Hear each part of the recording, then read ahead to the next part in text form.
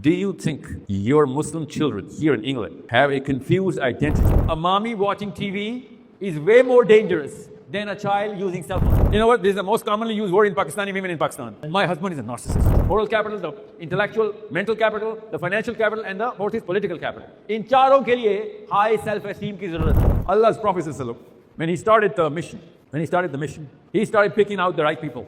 How did he pick the right people? But if you're not the alpha, do not get married. Do not have kids. The highest ranked people in Islam are not Badris. Highest ranked people are the people of Uqba. Wherever you go, atheists and Christians and Jews. Atheists, Christians and Jews. Where are the Muslims? Muslims are right here. Let me give you your country's example. You know who's the bottom 2%, Hannah?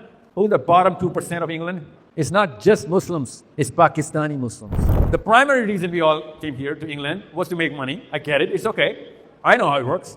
But that's not the reason why you should have kids or raise kids. 200 people combined together in Islamabad doing the same thing are not going to be able to amount to 1 year of your performance. Resources, low self-esteem. This is MBS right here. It is the current Muslim cleric in England and in America who's literally, blatantly saying that there's certain ayahs in the Quran that are not for all Muslims, they're just for the Prophet. So if a Bentley can intimidate you, then I'm sorry. You're not even ready for Buddhism, let alone Islam. That's Pakistan right there for you. Our top Muslim scholars go to the prime ministers and the chief of the army staff, and you know how they stand like?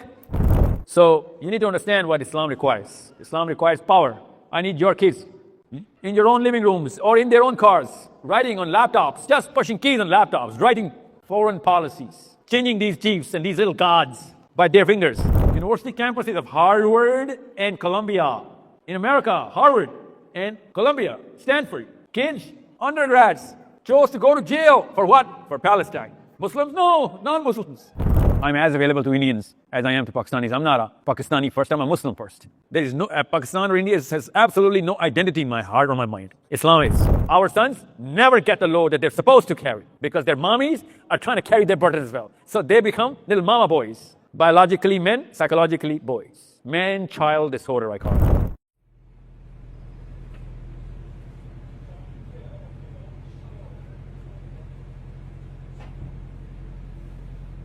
أعوذ بالله من الشيطان الرجيم بسم الله الرحمن الرحيم إذا السماء انفطرت وإذا الكواكب انتثرت وإذا البحار فجرت وإذا القبور بعثرت علمت نفس ما قدمت وأخرت يا أيها الإنسان ما غرك بربك الكريم الذي خلقك فسواك فعدلك في أي صورة ما شاء ركبك كلا بل تكذبون بالدين وإن عليكم لحافظين كراما كاتبين يعلمون ما تفعلون إن الأبرار لفي نعيم وإن الفجار لفي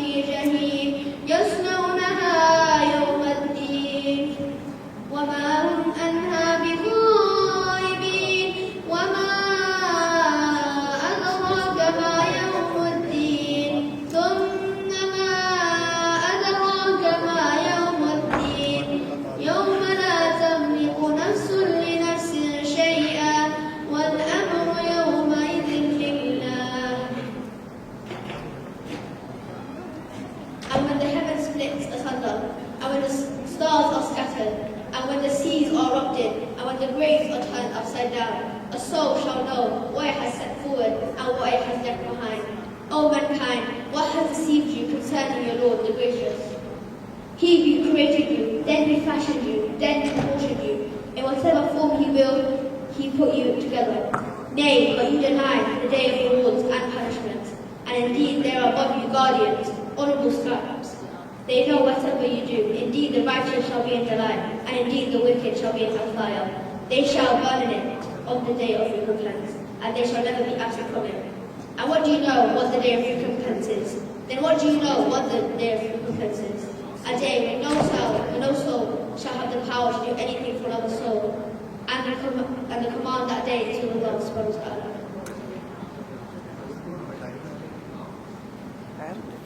Jazakallah khair. Thank you so much, Brother Moeez. That was beautiful. Thank you for warming us up. So today I am honored to introduce Islamic Messaging System, a platform dedicated to reuniting Muslims, developing intellectual strength, and restoring our global influence. Now, we're living in an era where the Muslim Ummah is divided, disengaged, and disempowered. Sahil Adeem has highlighted that our decline is not just political or economic, it's intellectual and moral. IMS is a strategic initiative to rebuild the Muslim identity by focusing on the 4 key capitals, which are moral, mental, financial, and political. The vision of IMS is simple, but it is profound. Bring Muslims back together under one intellectual framework, strengthen the Ummah's understanding of Islam, history, and our global systems, and equip individuals with the skills and knowledge to lead and influence. This isn't just another online discussion group. IMS is a structured system that encourages critical thinking, problem solving, and leadership. IMS focuses on developing 4 essential capitals that are necessary for any powerful civilization. The first one being moral capital. The next slide, please. The first one being moral capital, restoring the ethical and spiritual strength of Muslims, ensuring we uphold truth, justice, and sincerity. So IMS places a strong emphasis on ethical conduct and the promotion of Islamic values by engaging members in discussions and tasks that explore the deeper meanings that are rooted in integrity, compassion, and social responsibility. This moral foundation not only strengthens individuals' character, but also enhances the collective ethical standards of a Muslim community. The second one is mental capital, encouraging intellectual development, critical thinking, and knowledge acquisitions in both Islamic and contemporary fields. Now, this platform is committed to intellectual development and critical thinking. Through its discussion forums and structured tasks, IMS members to encourage to delve into various subjects, including biology, astronomy, physics, and all from an Islamic perspective. This approach not only broadens knowledge, but also cultivates atypical skills, enabling members to contribute thoughtfully to both Islamic scholarship and broader societal discourse. Then number 3, we have financial capital, empowering Muslims economically through business, entrepreneurship, and financial literacy is actually rooted in Islamic principles. Whilst IMS primarily focuses on intellectual and moral development, it also acknowledges the importance of economic power. By promoting ethical financial practices and encouraging discussions around Islamic finance, IMS equips its members with knowledge to navigate the current financial systems in a manner that consists with Islamic principles, inshallah. This fosters economic resilience and prosperity within our community, aligning financial activities with moral and ethical standards. And finally, which all the rest of the caveats go into, is our political capital. Now, developing strategic awareness and governance skills is something that Muslims can participate effectively to help shape our society. IMS encourages informed political engagement by fostering awareness of socio-political issues that are affecting Muslims not only in the UK, but globally. Through discussions and collaborative tasks, members are equipped to participate effectively in civic matters, advocate for their rights, and contribute positively towards society, inshallah.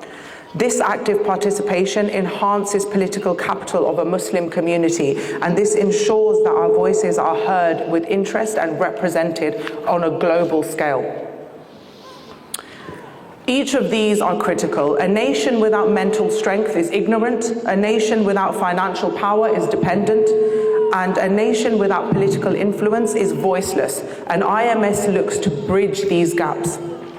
There's a quote by Muhammad Abdu, a religious scholar, jurist, and liberal reformer who led the late 19th century movement in Egypt for Muslims in that country and surrounding countries to revitalize Islamic teachings. And he goes on to say, "A nation that does not involve itself in its political affairs will be ruled by those who do not care for its well-being." And I'm sure we can all relate to this to our current situation as an ummah. How does IMS look to achieve these goals? No, it's all Now, right. IMS UK, this is our progress so far and inshallah our future plans. IMS UK was officially established in September 2024, marking the beginning of our journey in fostering intellectual and spiritual growth. Over the past 6 months, we have undertaken various initiatives aimed at deepening our understanding of Islamic history, identity, and our contemporary challenges. One of our key programs is the Seerah session. It is held every Sunday at 8 p.m. These sessions follow a structured series beginning with the creation of the universe and progressing through a historical timeline. We have now reached the era of Prophet Ibrahim alayhi salam. Rather than merely recounting historical events and sharing stories, we delve into the cultural, political nuances of the current time and the societal context of each period, so we can effectively relate those stories to our current times.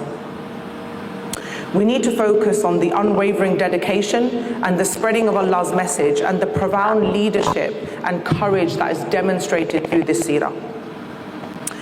So to foster active engagement, we share discussions each week and encourage participants to come prepared, share their insights, contribute their research, and our methodology is a discussion-based methodology rather than a lecture-based methodology. So we believe that meaningful discussions is the essence of growth and understanding. In addition to our Seerah session, we conduct Muslim identity sessions every Tuesday at 8 p.m. These sessions focus on strengthening our foundational knowledge through books that provide a deeper insight into Islam. We have completed Towards Understanding Islam and are currently studying Let Us Be Muslims by Abdul Ala Maududi. Once our foundational knowledge is solidified, our aim is to expand these discussions into the political domain, equipping participants with the tools to analyze and address global challenges.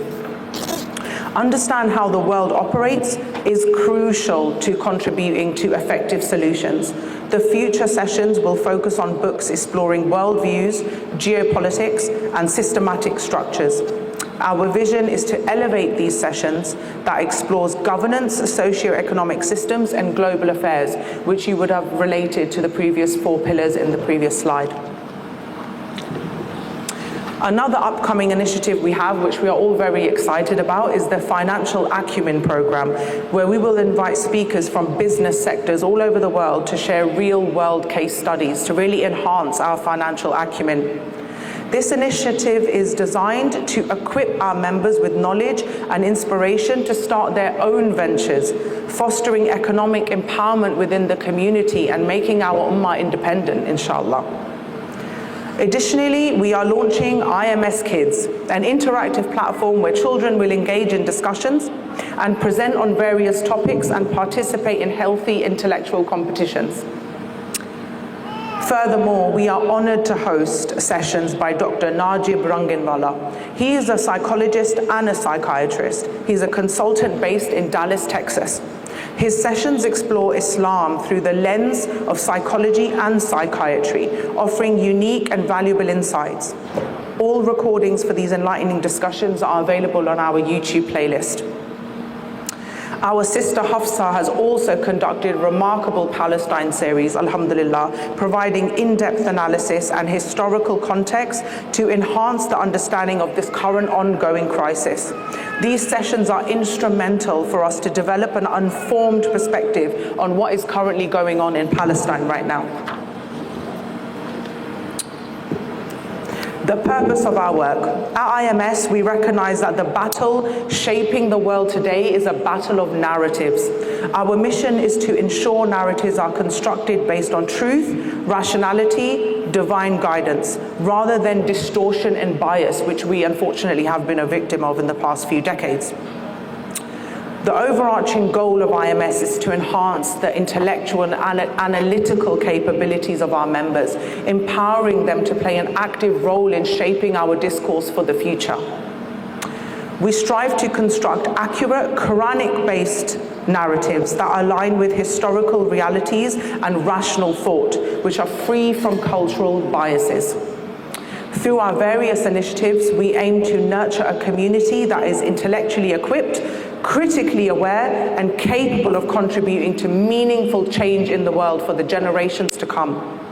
Inshallah, with continued dedication, IMS will keep evolving and expanding its reach and have a lasting impact, inshallah ta'ala. So brothers and sisters, this is a call to action. Time for passivity is over. IMS is not just about knowledge, it's about action. Allah subhanahu wa ta'ala's message is clear. Muslims cannot change their circumstances unless they change themselves. So IMS provides you with the tools for that transformation. So we urge you to join us and become a part of our initiatives. Now I will introduce you to the head of IMS. Sahil Adeem is a renowned Pakistani public speaker, consultant, psychologist, and Islamic preacher. With a background in psychology and behavioral training, he has conducted numerous sessions focused on personal development, leadership, and critical thinking. His dynamic presentation style and profound insights have garnered him a significant following in Pakistan and globally. He started this vision by addressing the lost definitions of Islam, rediscovering what our deen has commanded its followers to do. Islam teaches us to be active participants in this world, and by re-engaging the Muslims with the seerah of our Nabi sallallahu alayhi wa sallam, Sahil Adeem is unearthing a lost sunnah of Muslims who are politically, morally, financially, and intellectually active participants of this ummah. He will now take this stage to continue the session in more details and have a Q&A with you guys, and he can go on to discuss the issues of the Muslim youth today. Thank you.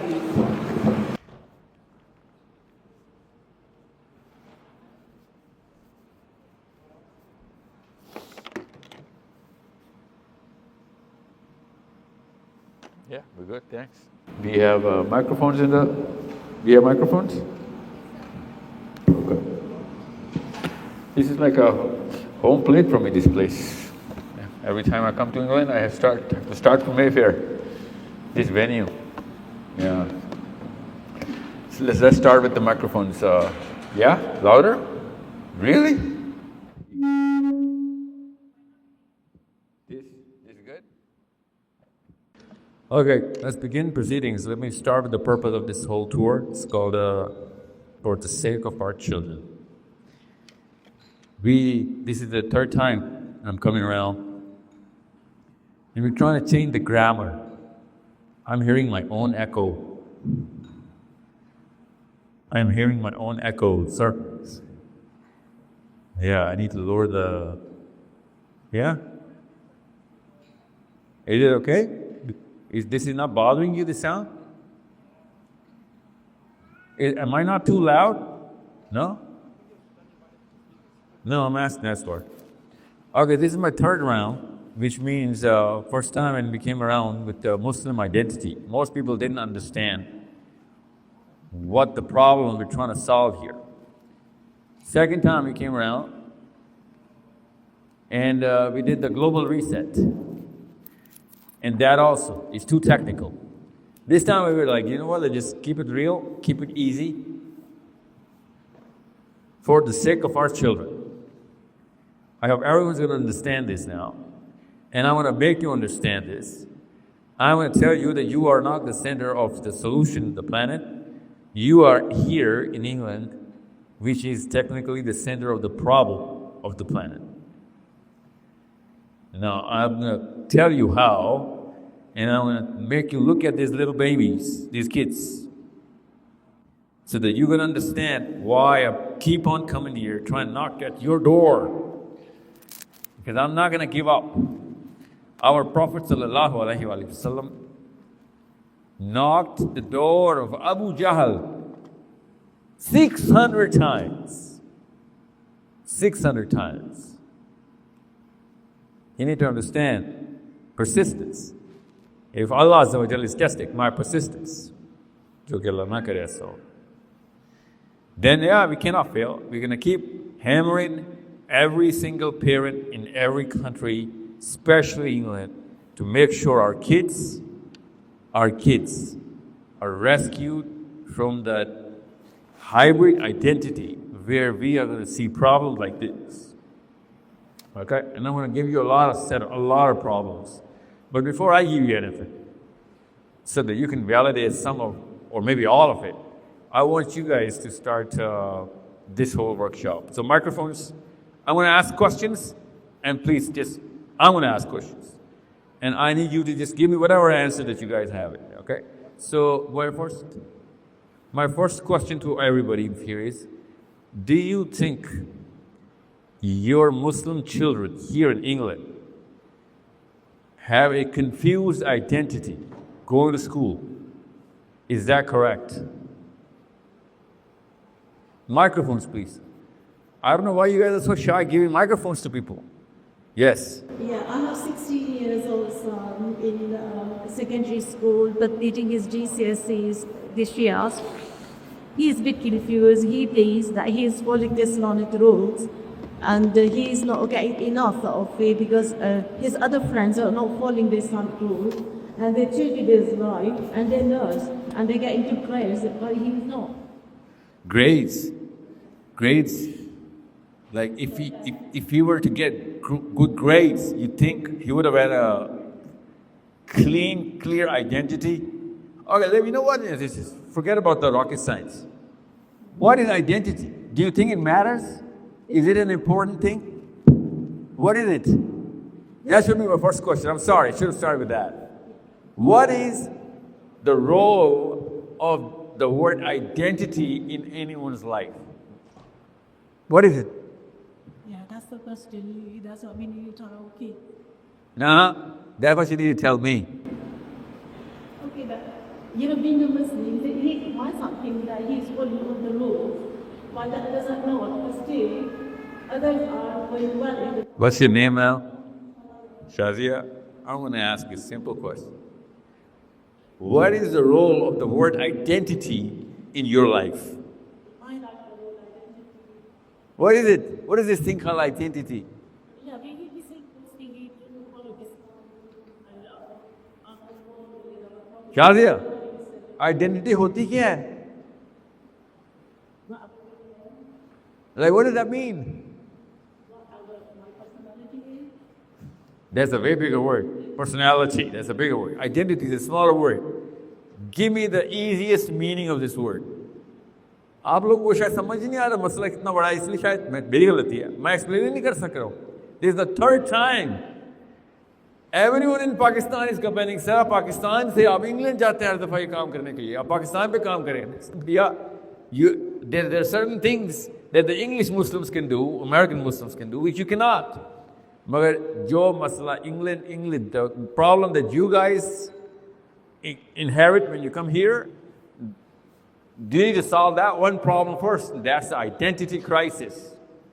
Okay, who is born here and has kids in this room?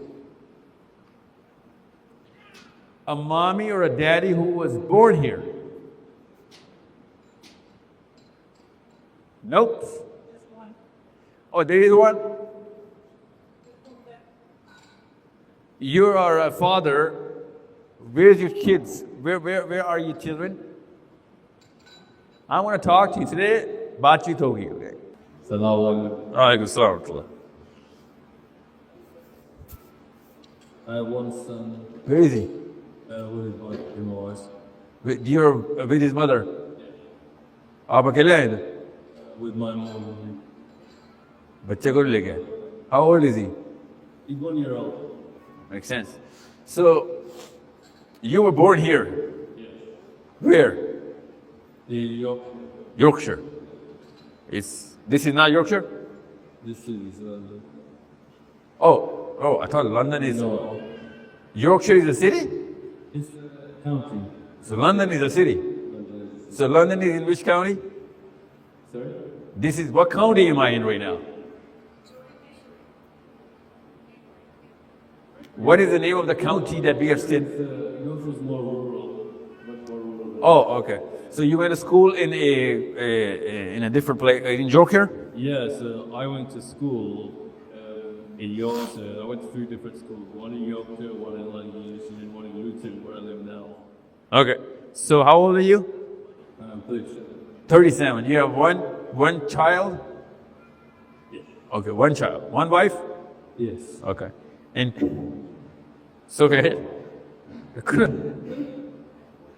And you are from Pakistan or India? When you went to school in these three cities, in Luton, Yorkshire, and So Yorkshire, London, and Ambition, 3 different places. I thought Yorkshire was a county. Yeah, Yorkshire is a county. Why are you naming it like a city? Because this town that I went to, you would have recognized. Yeah, okay. So when you went to school, did anybody in the school think that you do not belong here? So the first school that I went to in Yorkshire, I was the only Pakistani in the year team. So yeah, I was an outsider in that school. No. Did you get the feeling that you're an outsider? To be honest, after a while, No. I need you to think about this. Go back to your school days. yeah, Did you feel that you are an alien in this planet? yeah, naturally to some degree I did. Because of the color of your skin? No. That's the problem. That is the problem.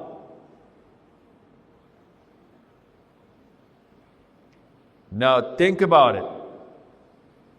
If you thought that the color of your skin is the reason why you're an alien here and you do not have your current, there's a confusion in your current identity. No. That's not how it works. Shadi ko chali gayi? What? Yeah, I don't know why you have this apartheid thing going on. Idhar baithna hai, idhar. Identity crisis ki baat ho gayi na, and there's a certain. Okay, now listen, Shazia.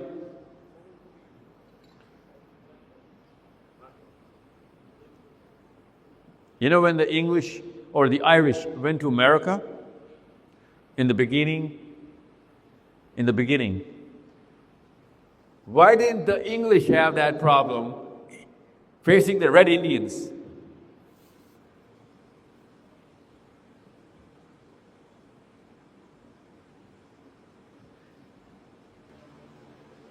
Because they're in a position of power, they're innovating. So we're getting close. So if you were coming from a country or a people who were known for their power, you would not have felt like an alien in Yorkshire.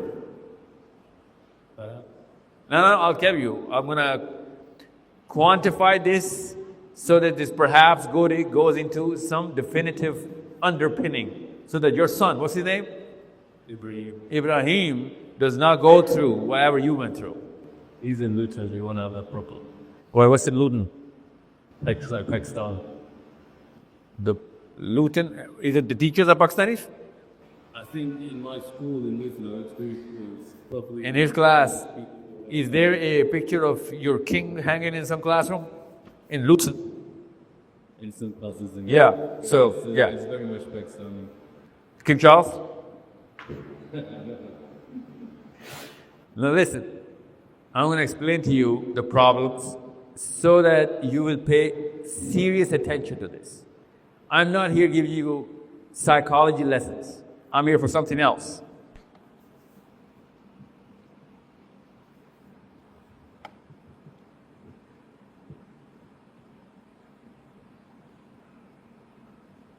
Tell me if any one of you went through this, okay? And your kids. Then we're going to go back to the original question, okay? Varna samajh nahi aayegi. You'll think this is like a regular session.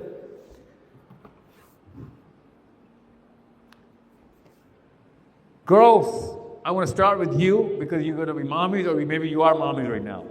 Is your child or you dependent on what people think?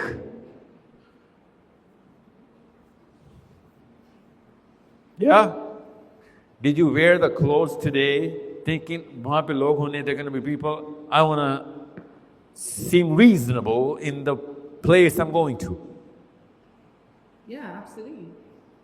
Okay? Now, it is such a normal thing, right? It is such a normal thing. because everyone's doing it. That's why it's normal. Otherwise, it's a disease. I'll tell you how this disease is going to hurt and suck out the warts, and your child is not going to make it to big businesses, great position at his employment, great fathership or mothership, great friendship. He's not going to be worth anything.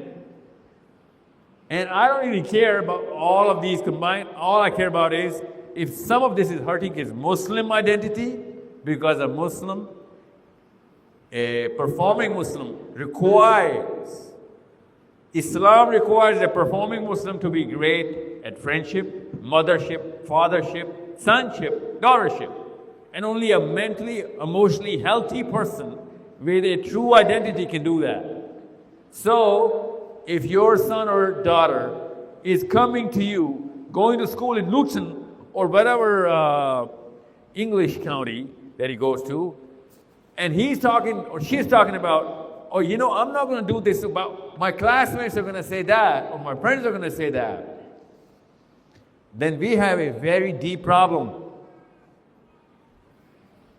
This is just another symptom. It is not a cause. And you thought it was an IQ issue that he's not performing well in school? No. It's an emotional issue. And I'm going to go a little more deeper. After these 2 slides, you'll realize the big reason why I'm so serious about this. Yes, sir. What was your name? So Yorkshire. Oh, okay. Why you guys keep, what's with the microphone thing today, right? Feather. So, did you see this in your elders? I don't think so. But I do see that, especially with social media now. You're 37? With social media, it unveiled a lot of people in front of you. Otherwise, it was already there. Most people do this. Did you go through this when you were growing up? You expand on that, I suppose, with the Like, I am like this right now. As soon as I go backstage, all of a sudden I'm somebody else. That's not congruent. Oh, yeah, I think that. Yeah? You're posing wherever you go, you have to pose. Keep changing masks. Yeah? Not so much as I've gotten older, but when you're younger, you try to fit in. When was the time when you realized that you're back in your real element, and then now you can be yourself? How old were you? In my mid to late 20s. You know what that means? Do you even know what that means? Do you want me to speak Urdu, by the way? I can speak Urdu. No. Yeah? Who wants me to speak Urdu?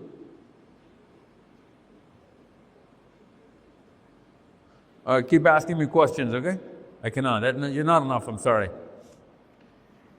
Because आपको तो अंग्रेजी आती है, जिन्होंने हाथ खड़ा किया है, उनको अंग्रेजी आती है. जिन्होंने हाथ नहीं खड़ा किया, उनको उर्दू समझ नहीं आती. That's the problem. So English is the common language. Okay? I'm sorry. I know. ये इतना serious मामला है, मुझे उर्दू में बताना चाहिए. I know. But I'm sorry. I gotta take care of everybody. Okay? See, ये वाला जो जुमला है ना, this line. This is such a rocket science that nobody gets it. Even though that's the most basic thing. But this is not trained in Pakistan, India. So let me ask you a question. Somebody with a mic, some girl. Let's see how hardwired we are against this concept. Who has a microphone? Any woman? Okay, now see how she's going to give an answer. See how she's thinking about the answer. Look at the brainwave, okay? What's your name, ma'am? Fatima? When I say Fatima, a distorted or unrealistic perception of Fatima. Who is Fatima? The self. Do you know what that means? You mean the definition of my name or the definition of what I believe? No, well, who you are. Yeah. Who is Fatma is someone who you actually can track down through your lineage, right? But when I say, do you know who Fatima is? Do you have a perception about your own self? Well, yeah, I'm a Muslim woman, a part of this ummah. Yeah, so is everybody else. So what's Fatima there? So you want me to tell you what I think about myself individually? Yeah, that's why it's self. Okay. Self. I would say. ना देख मैं भी आपसे पूछता हूँ असल में पाकिस्तान में ना ये सेल्फ अवेयरनेस की ट्रेनिंग बचपन में नहीं दी जाती तो ये इतना बड़ा कॉन्सेप्ट बन चुका है जैसे कि पता नहीं कौन सी बड़ी रॉकेट साइंस है और कोई फिलोसोफर चाहिए no no no no this should have been trained to a 10-year-old going into 12 13 that very technical age 12 and 13 is the most technical age. That's like a point of no return. So before the 12th year, if you can define that child's identity and make sure you are also living up to those words, then he's going to carry that identity. So some girl, Fatima, you were talking here? Yeah, when you keep on mentioning the word Sira all the time, that word Sira to Nabi sallallahu alayhi wasallam, that should have transcended at the age of 10. If it fits well, if it's orchestrated well by the parents, that boy or girl is going to carry that momentum of his self and is going to compare himself every single step of the way with the Prophet ﷺ directly. And as soon as he's going to say, oh, no, I'm not living up to that standard. If I'm not living up to that standard, I'm going to feel like I'm a failure. If I am living up to that standard, I'm going to feel like, you know what? Today was worth being alive. Now, you know what the meaning of this self is?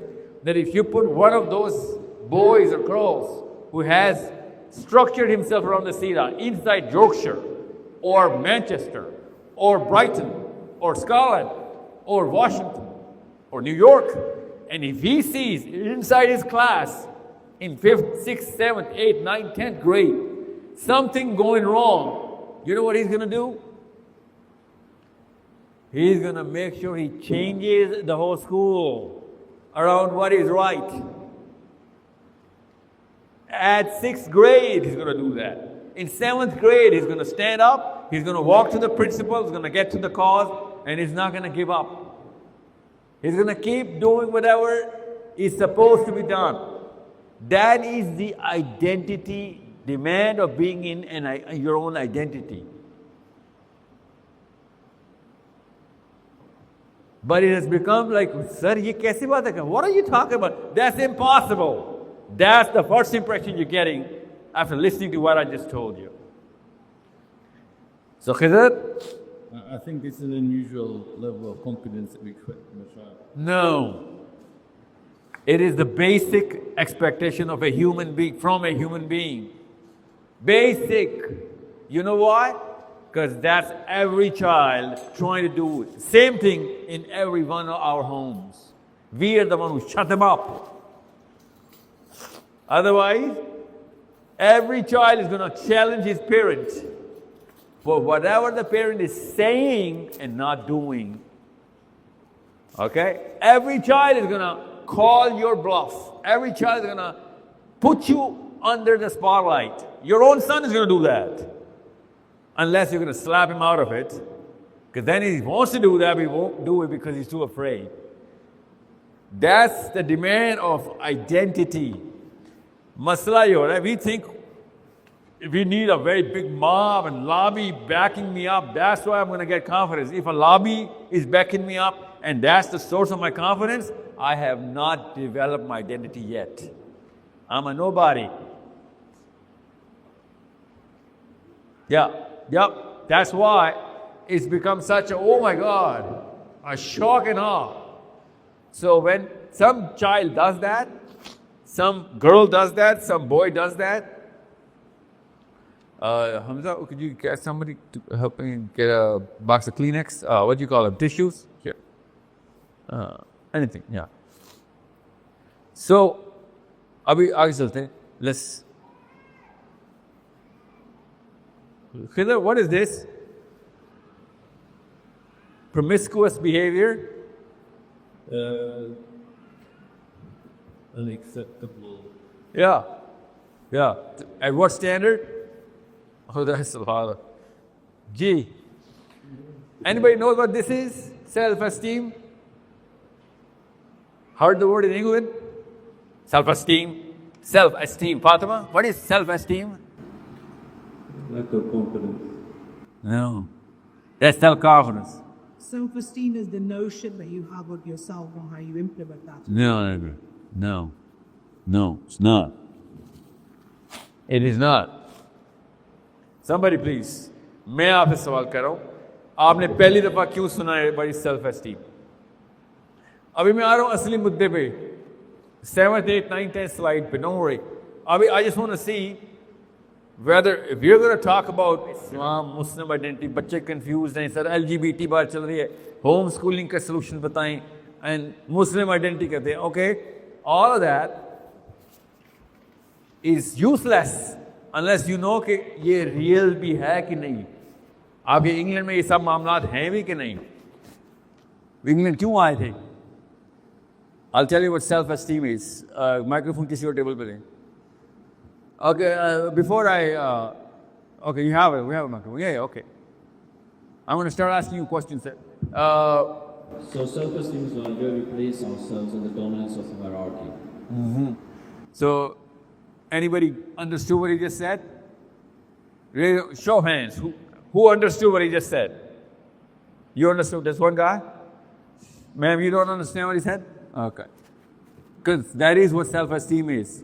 But that's not how I'm going to define it to you. I want to explain this to you, okay? So, what does that mean, sir? Okay. Fatima? कि मैं Did you get what he said? Yes. Okay. जी. मैं अपने आप को खुद कहाँ देखता हूँ कि मैं Okay.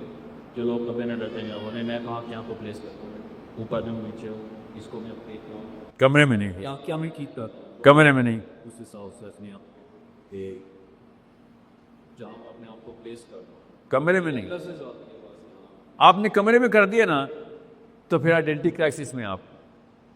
You're comparing yourself with the people around you. Okay? दुनिया में. No. यही तो मसला है. दुनिया में. Okay? पूरी दुनिया में इस वक्त जितने भी आदमी हैं ना उन आदमियों में आपका रैंक क्या है? In terms of morality. In terms of morality. क्या आप दुनिया में सबसे ज्यादा moral इंसान हैं कि नहीं? What's your name?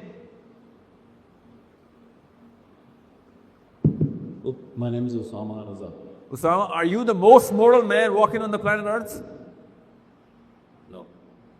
You sure? Yes. Are you a man who... Yeah. Do you know the whole scope of morality a man is supposed to be tested upon?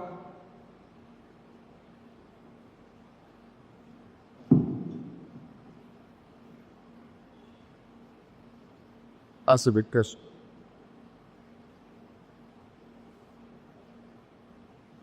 You should stand for God. That's not what I asked you.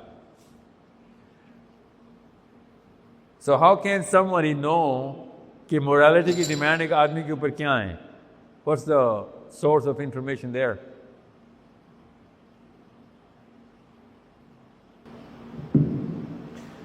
The Prophet. Yeah, that's the epitome of morality, not just the source. What is the source that you have?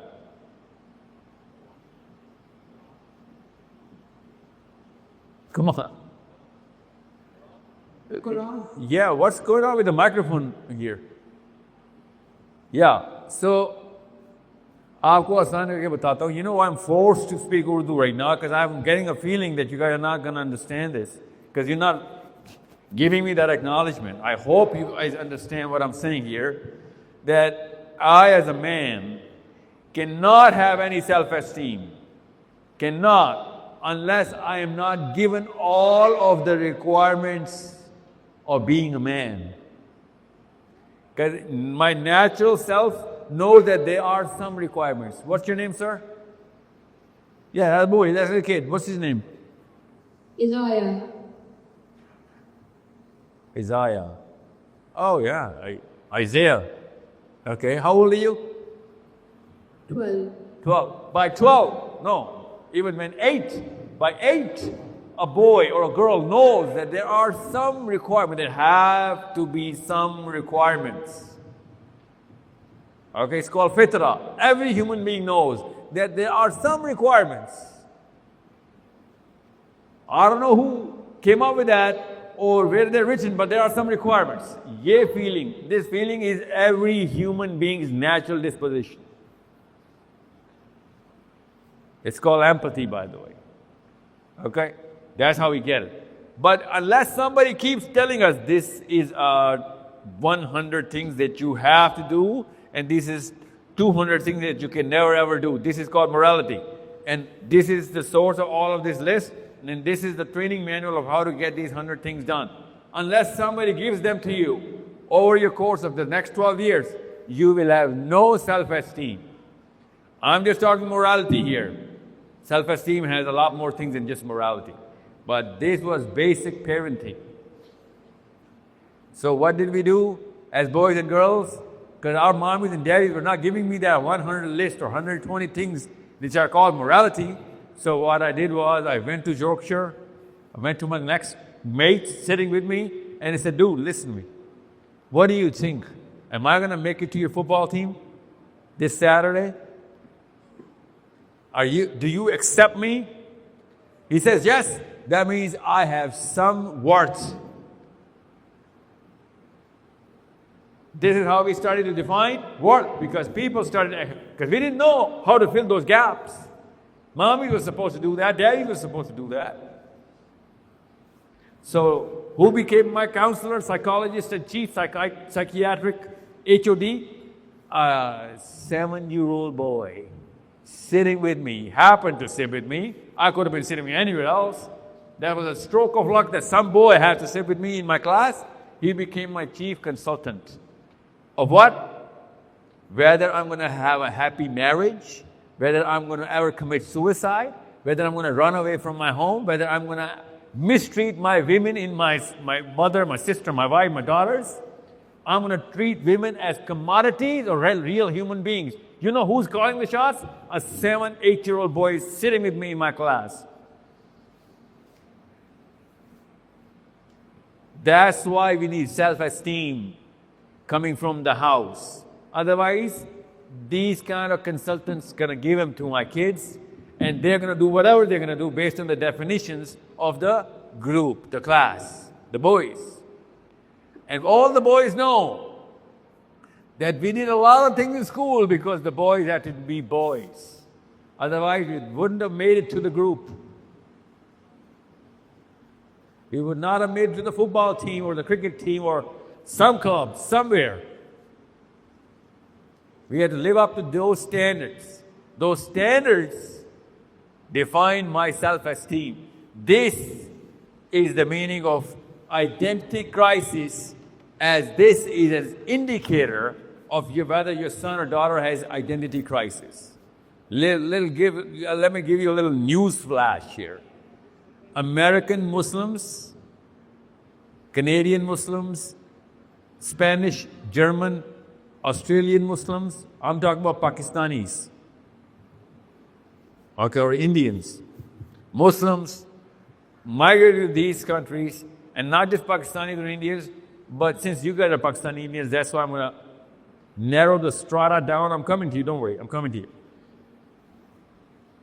The way Pakistanis have invented, our boys in school have invented crimes nobody else did. The English Muslims took the crown. You guys came up with the kind of drugs that were unprecedented, the kind of crimes that were unprecedented. You know what age? 15, 16, 17. And those are not like, those Al-Qaeda terrorism kind of crimes. No. Petty crimes in school. You know why they're doing it? Because we let our child be parented by a 7 or 8-year-old classmate out there. Yes, ma'am. Sir मैं ये कहना चाह रही थी कि ऐसी इस leadership का मुताबिक तो बच्चे पेरेंट्स बहुत ही सर्विस मतलब नहीं जानते और ना ही पेरेंट्स के लिए कोई सर्विस टीम है और ऐसा लग रहा है कि जैसे ये फर्स्ट जनरेशन या ऐसे ही लगना चाहिए, ऐसे ही हो रहा। सो इस चेन को कौन के आगे कैसे चलेगी? जो इस वक्त जिंदा लोग हैं ना, उनकी डेफिनेशन ठीक कर दें। जब उनके बच्चे होंगे तो ठीक होंगे। या सो शादी से पहले आदमी की सेल्फ एस्टीम चेक कर लेना। आप शादीशुदा है? Okay, make sure you marry a man who is well grounded and is morally grounded, spiritually aligned, enlightened and philosophically aligned with you. These 3 things. And you can easily check that. But you know how? Check where he spends his time and check where he spends his money. That's it. Men are very easy to do your MRI. It's the girls that we cannot just detect because, of obvious reasons. So time and money, wherever I'm spending and how I'm spending it, you're going to check my philosophy, my psychology, and most of all, my sociologies. Okay? Now, read all of these. I don't want to spend 3 hours on the slide here. See if your child or yourself have gone through any of these.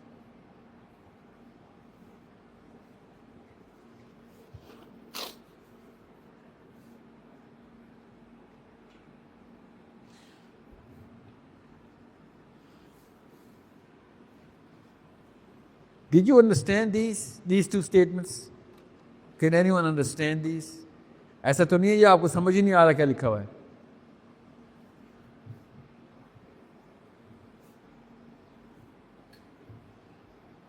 Okay, let me start asking questions again. I don't know. Yes, sir. A Muslim is a believer of Allah and of a 200 community. And what? A Muslim is a believer of Allah and a 200 community. And the 200 kings of what? Communities. Oh. What's your name? What's your name? Ariba. And how old are you? 7. You're 7. Okay, mashallah. Okay. So I have a question for parents. Parents. Which parent had a microphone? Yeah. इधर ही देते, कोई बात नहीं. Ariba ने मरवा दिया. जी. Sir, did you migrate here or were you born here? You migrated? From where? Okay. So you migrated here. So keep this. Okay. So there are certain things only an immigrant's child. The child who was born here, but his folks were immigrants, like Khidr. Your parents migrated, right? Yeah. So you migrated. So your kids, are they born here? Yeah. All of them were born here? Okay. So your kids are naturally going to go through things which most of England is not going to go through. Only your kids are going to go through this. Or anyone who fits the bill. So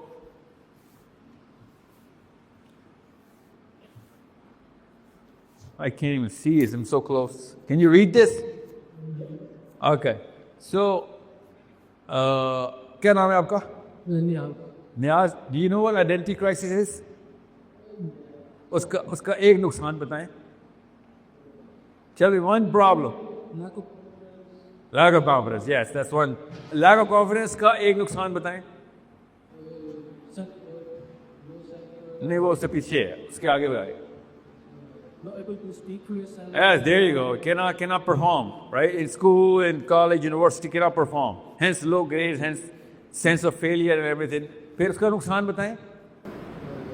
Not able to achieve your full. Yeah, cannot get proper employment, career, job, cannot hold your job for long enough. Yeah. And what's the problem in that? उसका नुकसान बताएं? Then you're not performing fully, raising children. या शादी तो होनी नहीं आपकी, शादी तो कोई करेगी नहीं आपसे फिर, या कोई करेगा नहीं, या अगर कर भी तो बेचारी वो भी गई साथ ही, या अगर कर लेंगे then sort of you take it out on that person. there you go, yeah, then you're going to start bashing each other out even though problem 4 degree पीछे है, और इधर बीवी माँ और बहन की और भाइयों की आपस में लड़ाई हो रही है और पिटाई भी हो रही है, literally harassment, bullying, literally assault हो रहा है, कॉज क्या हो रहा है पीछे से? Identity shutter will be. You see the problem? You see how big this issue is? Yeah, this is just domestic. अभी मैंने जो सारा ट्रैक बताया, it is just domestic. You know what that means, domestic, right? That is something we can't even see. It is your personal matter. Your societal matter is where you're actually a real cancer then. That's why Muslims are not performing. That's why Shehbaz Sharif goes to America or England and he's, bowing himself down. Or Nawaz Sharif or Imran Khan or whatever, it doesn't matter who. Because हमारा 4 degree murder हुआ पीछे. And you know who's doing it? Niaz, you're doing it to Ariba. And you're the only person who can fix it for Ariba.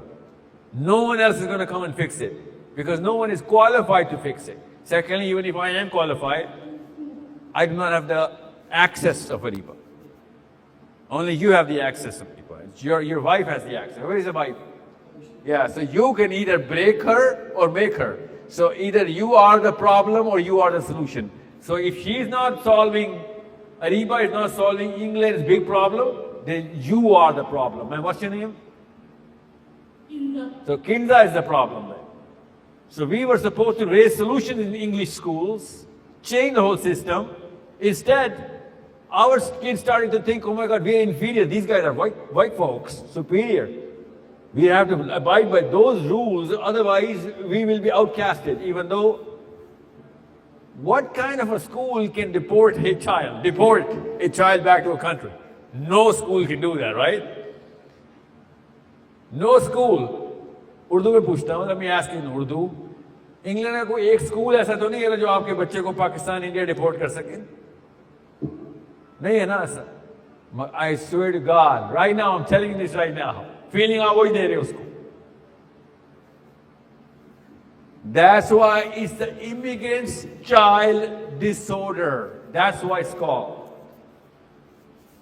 Because you don't break the law here because you don't want to be deported.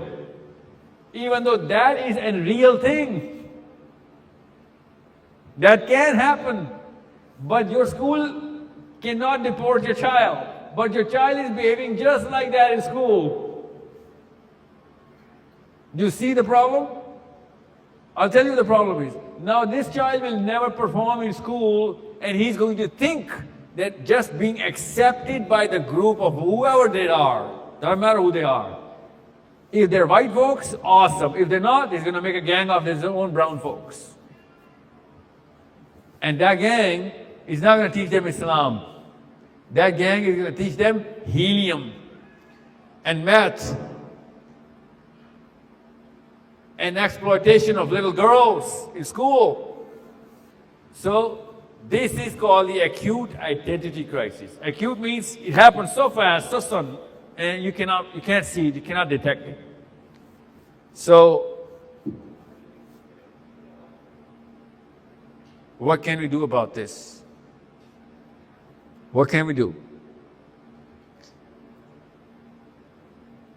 Does anyone have any idea about what to do about this?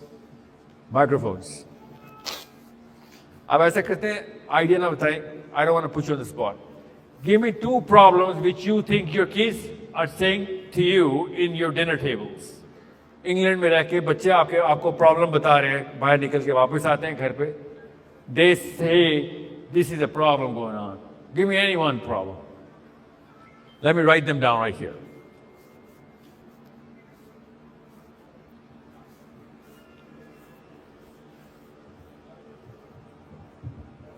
Yeah. My girl usually say that all of her classmates have phones, although she's only 10 years or 8 years old. Although she's not asking me to have a phone, but she's telling me there's a problem that all the girls are having smartphones with them. So I think it's a big problem. How old is she? She's 11. The school lets 11-year-old kids use cell phones? Yes, they not inside the school, but they permit them to have the phones and they can tape the phones like at the time of break or at the time in the end of the school they can have access to the phone. What do you think is the problem there? Why can't an 11-year-old child have a smartphone? Because they can't control and there's so much in the phone and they need parents' guidance for that. Yeah. Do you all agree? 12-year-old, 13-year-old, 14-year-old should not have a smartphone, right? You all agree to that? I do. Of course. You're the one who came up with the problem. You can't disagree with that. Tell me why. Why can't a 14-year-old have a smartphone? Listen, you're getting access. The whole world will have that access to your child. That's why. Okay. So what is the difference between that and library? Well, in library, we use the books. I'm on that. Okay. Mobile. A park. A football game. Well, there's a little activity going on. Okay. But the world has an access to your child.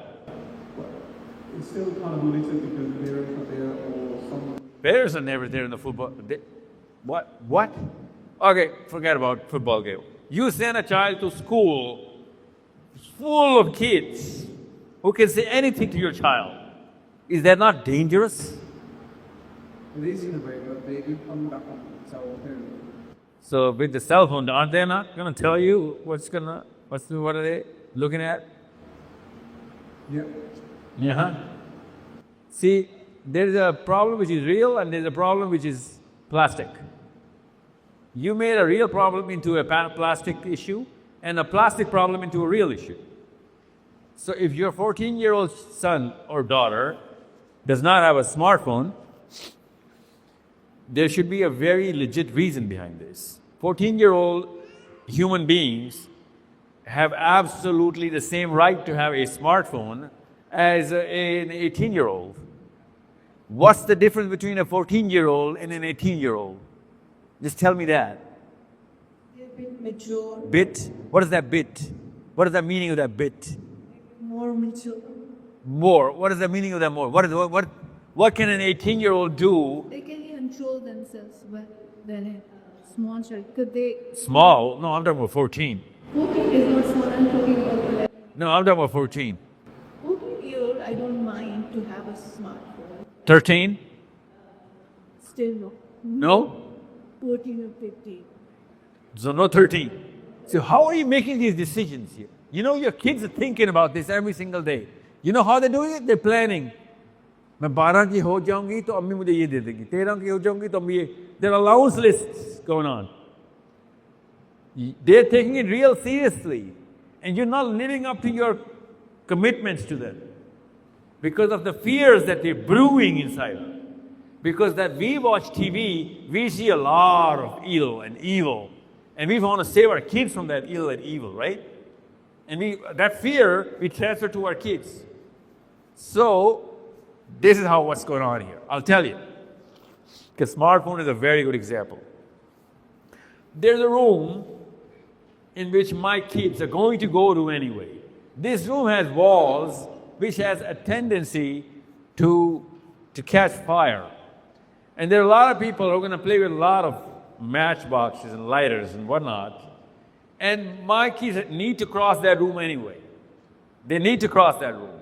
So what am I going to do as a parent? What are we going to teach them? Yeah, what else? What's your name? Asma. Asma? Asma. Asma? Is there a difference? Yes. Yeah. Finally. So if your kid has to walk a path where there is imminent danger, would you want to save him or not? So how do you save a child from an imminent danger?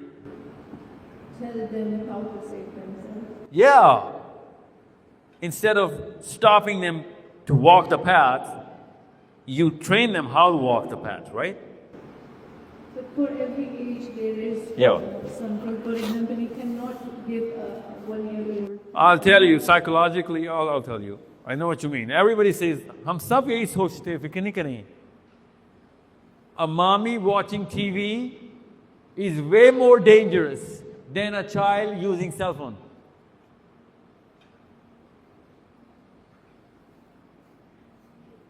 Asma, you watch TV in front of your kids? No, we watch together whatever is appropriate with them. I get it.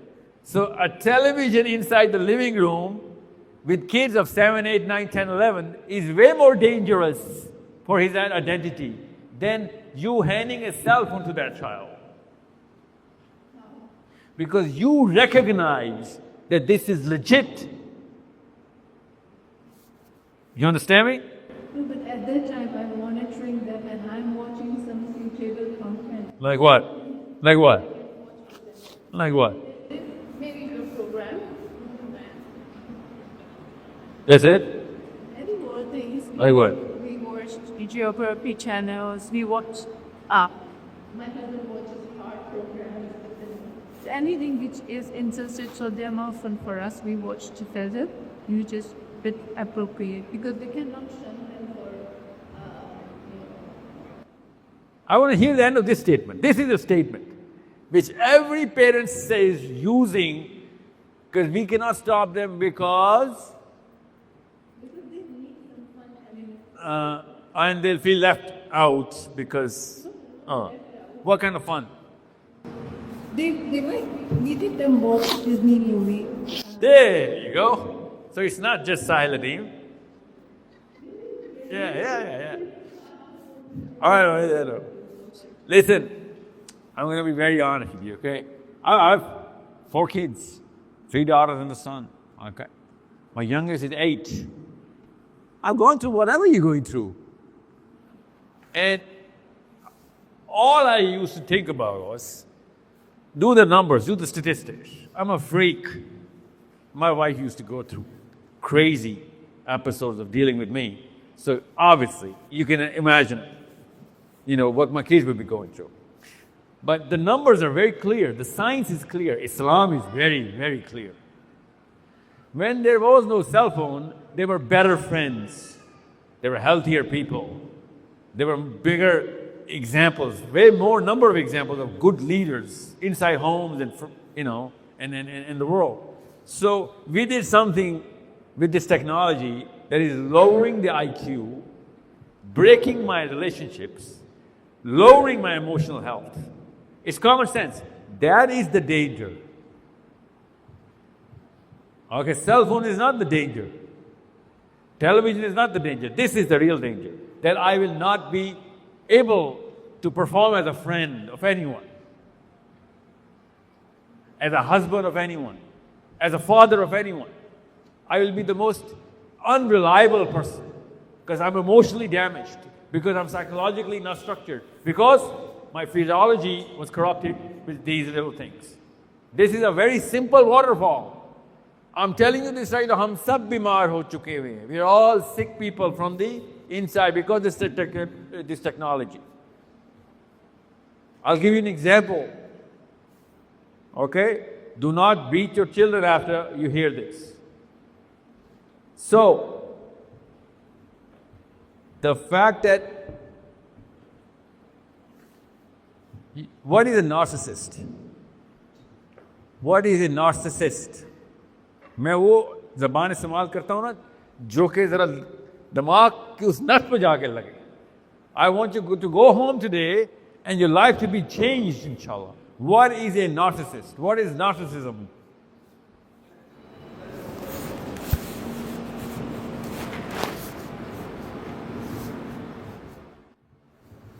I would define it as self-obsession. Say what now? Self-obsession. Self-obsession. Obsessed with yourself, only caring about. I get every word except that one word. What's that word? With the Obsession. oh, no, that's not a narcissist. Who knows what a narcissist is? Yes. Person who is so full of trouble. No, that's the opposite of narcissist. That is the exact opposite of narcissist. Okay?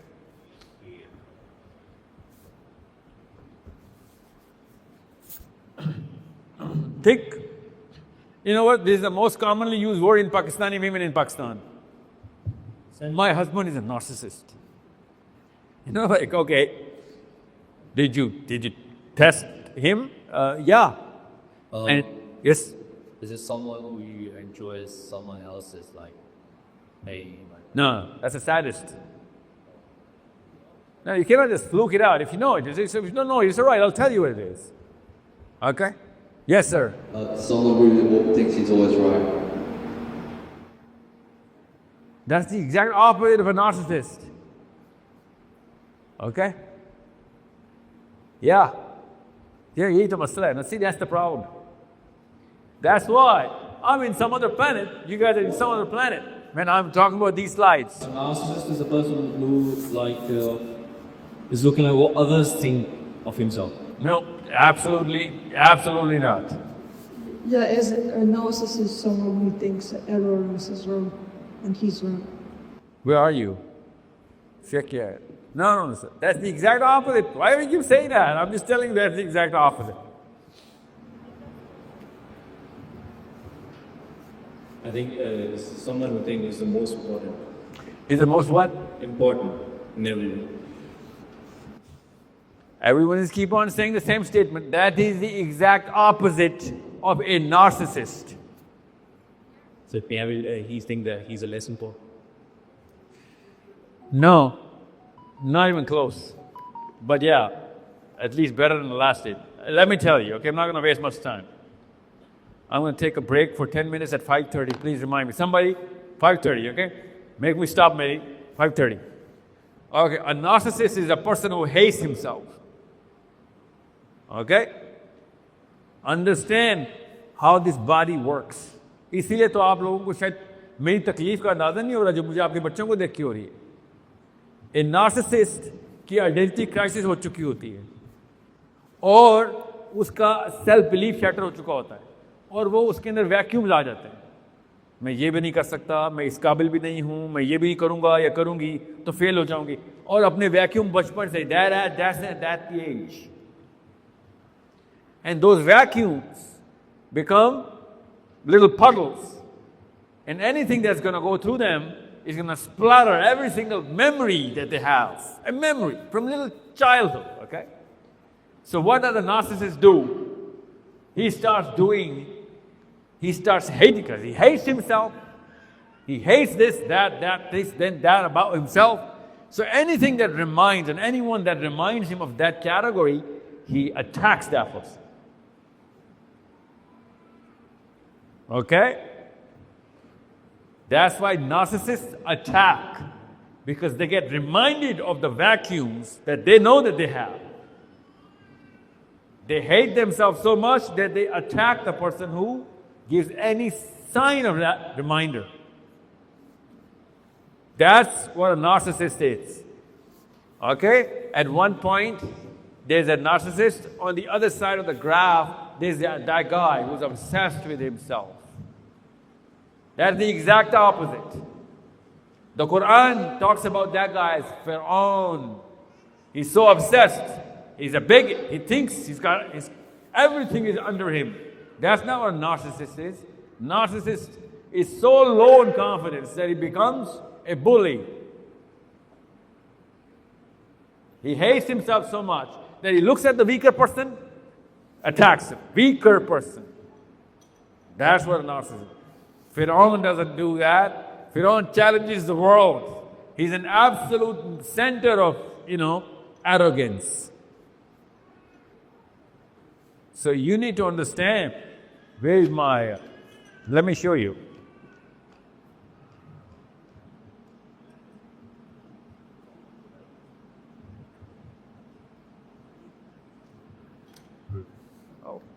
You get the big idea, right? So where does narcissism come from? Comes from broken identity. Where does broken identity come from? It comes from mommy and daddy.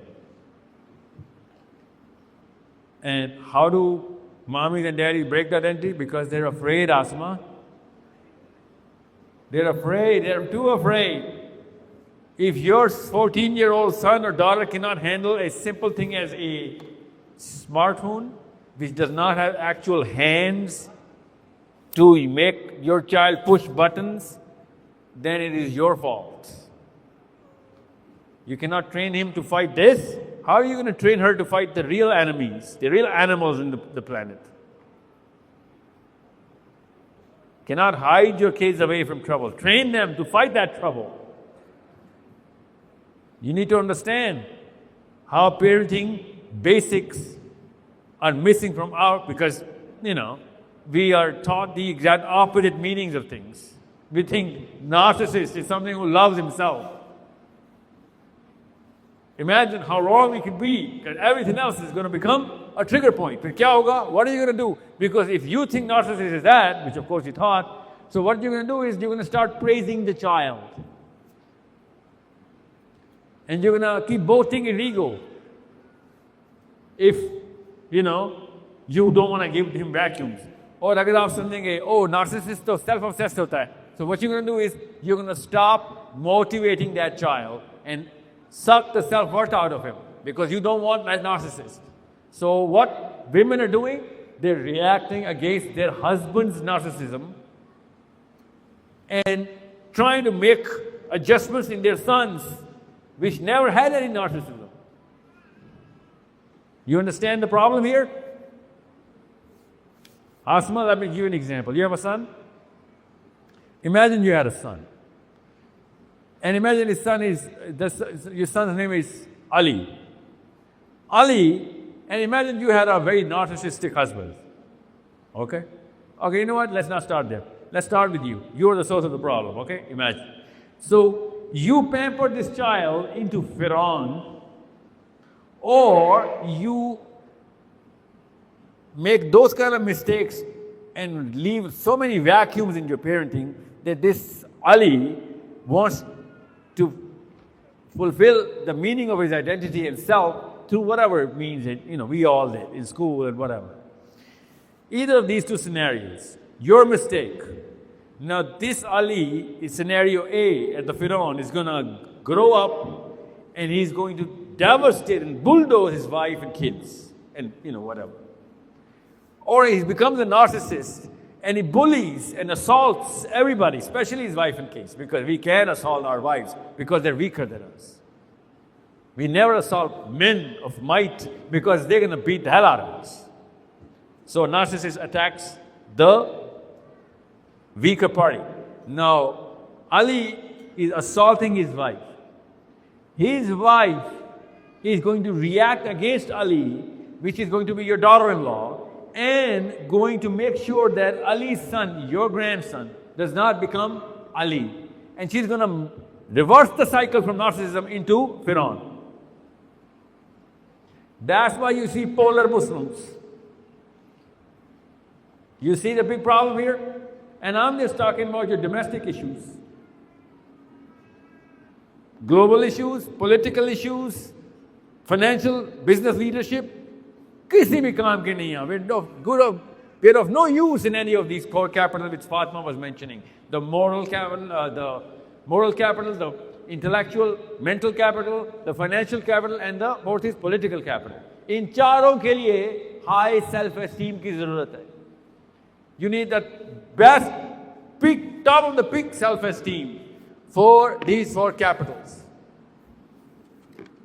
You cannot be morally correct, morally grounded if you do not have any self-esteem. How are you going to do that? You're going to see evil in front of you. You cannot be able to stop it because, well, how can I stop it? It takes a lot of courage to stop it, and I do not have courage. Courage comes from self-esteem. I am not going to perform in school, hence I'm going to think I'm a failure. I'm never going to perform in maths or physics or biology or whatnot. And I'm going to keep myself on the low key all the time. Never going to make it to the right college, university, and my IQ is going to go lower and lower compared to my classmates. And then by the time I need to perform, I won't be able to do that because I have not developed myself. Hence, I'm not going to get the right career. Hence, no money. Self-esteem was lowered in the house. It will maintain its low altitude the rest of his life. He will have justification. अब पैसे तो अल्लाह की तरफ से आते हैं, मुझे नहीं मिल रहे तो फिर मैं क्या कर सकता हूँ? और बच्चा ठीक है, पैसे तो नहीं मिले तुझे, रिस्क कम मिला हुआ है, तो ये बता, ये मुफ्त का आपने लोगों को अपने सर के ऊपर से गुजारने का ये भी अल्लाह ने दिया था कि जिसके बाद बड़ा घर और गाड़ी है उसको तू ऐसे करके देखे और उसकी हर बात मान के उसको फॉलो करना शुरू कर दे. Now, you need to understand why I said when Fatima says Sira, understand what Sira means. Okay? Let me give you, I'm going to go through this after, if I can get the chance. Let me give you, this is, come on.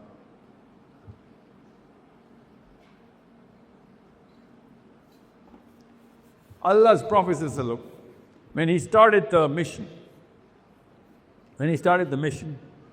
he started picking out the right people.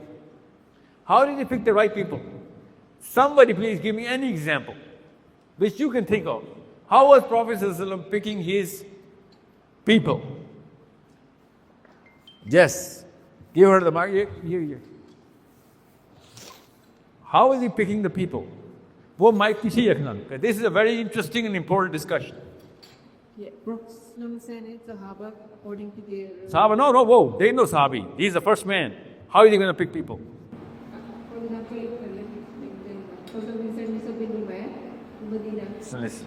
Listen. How did he pick Musab bin Umair? Because we know what is his rank in his tribe. What does that mean? Because you know the word of Musab bin Umair. What does that mean? What? How did he know that? Because what is his dominance of hierarchy in this tribe? That's why he know this Malian, the Tomiak, Nebaquis. Yes, ma'am. How do you know that? There are 200 people here. How do I know which man has high self-esteem, which has low? How? They're going to do whatever I tell them to do. They're never going to do that. But they can only answer some questions I have. So I'm going to interview them. They're not going to do anything. So I cannot test it. I can assess it, not test it. Assess it through answers they're going to give me. Not test them through things that they're going to do for me. No, nobody's going to do anything for me. They're strangers. So how did he assess people? Because he assessed people. He only picked people who had developed their self-esteem. Yes, that's my good. Now imagine the Prophet ﷺ comes in our time. On the basis of their courage, like earlier Sahaba, earlier people had more courage to accept Islam and Prophet Muhammad. Give me 3 examples. Like What courage did he show? because he had courage in front of all the people of Makkah. He accepted that Islam. No, he didn't. He didn't. He didn't? Yeah, it was kept in secrecy. Nobody knew Abu Bakr Siddiq. Is it that? Okay, 1. Yeah. I said 3. And other than how did you believe that he was later? He was later. Prophet ﷺ did not pick Khalid bin Walid. Khalid bin Walid picked the Prophet ﷺ. I'm asking a simple question. The Prophet ﷺ picked people. How did he pick people? So, I think he picked people based on if they were leaders of their tribe, like Sa'd bin Mu'az and Umar ibn Khattab. Umar Khattab was not a leader of a tribe. No, like thought leaders in their tribe, like people, like there rose where they shape our thinking, Okay, that's close enough. Close enough, both of you. Yes. No, yeah, sir. I would like to get back to his question that at the first ayah that the Prophet got, he straight went to his wife, Khadijah. So it was one of the selection he did. No, he didn't. He was married already. He thought she's worth telling. Yes, sure. Yeah. Yeah. This is one we clear. At that point, okay, because, yeah, you're right. With Hazrat Khatija, she already had that. She probably had the most self-esteem in the world at that time. So, yeah, okay. But she was his wife. Yeah. Okay. I'm talking about picking people from strangers. Well, the second example, like you give of is Hazrat Bilal, that he selected him for the azan, getting azan, the first azan. So he did find some work there. You didn't understand. मैं आपसे पूछता हूँ मुसलमान करने के लिए जब select कर रहे थे वो बताएं. For that, I can give an example of Umar. Hazrat Umar, Allah के नबी सल्लल्लाहु अलैहि वसल्लम did not pick Hazrat Umar. Hazrat Umar picked Prophet सल्लल्लाहु अलैहि वसल्लम. Well, he did make dua for them. Yeah. But didn't go to him, right? Well, that's Okay, I'll take Hazrat Umar. I'll take him. Give me two more. Abu Jabal. Yeah, okay, one more. I think the message was general for everyone. No, it wasn't. No, it wasn't. It was given to everyone. No, it wasn't. Then he cannot be a prophet. Ah. Because the message was for everyone till the last man come to this earth. Okay. No, I know. We all know that. That's why you're all Muslim, right? He didn't start the process like this. Islam was kept in secrecy in the first few months, if not years. Did you not know that?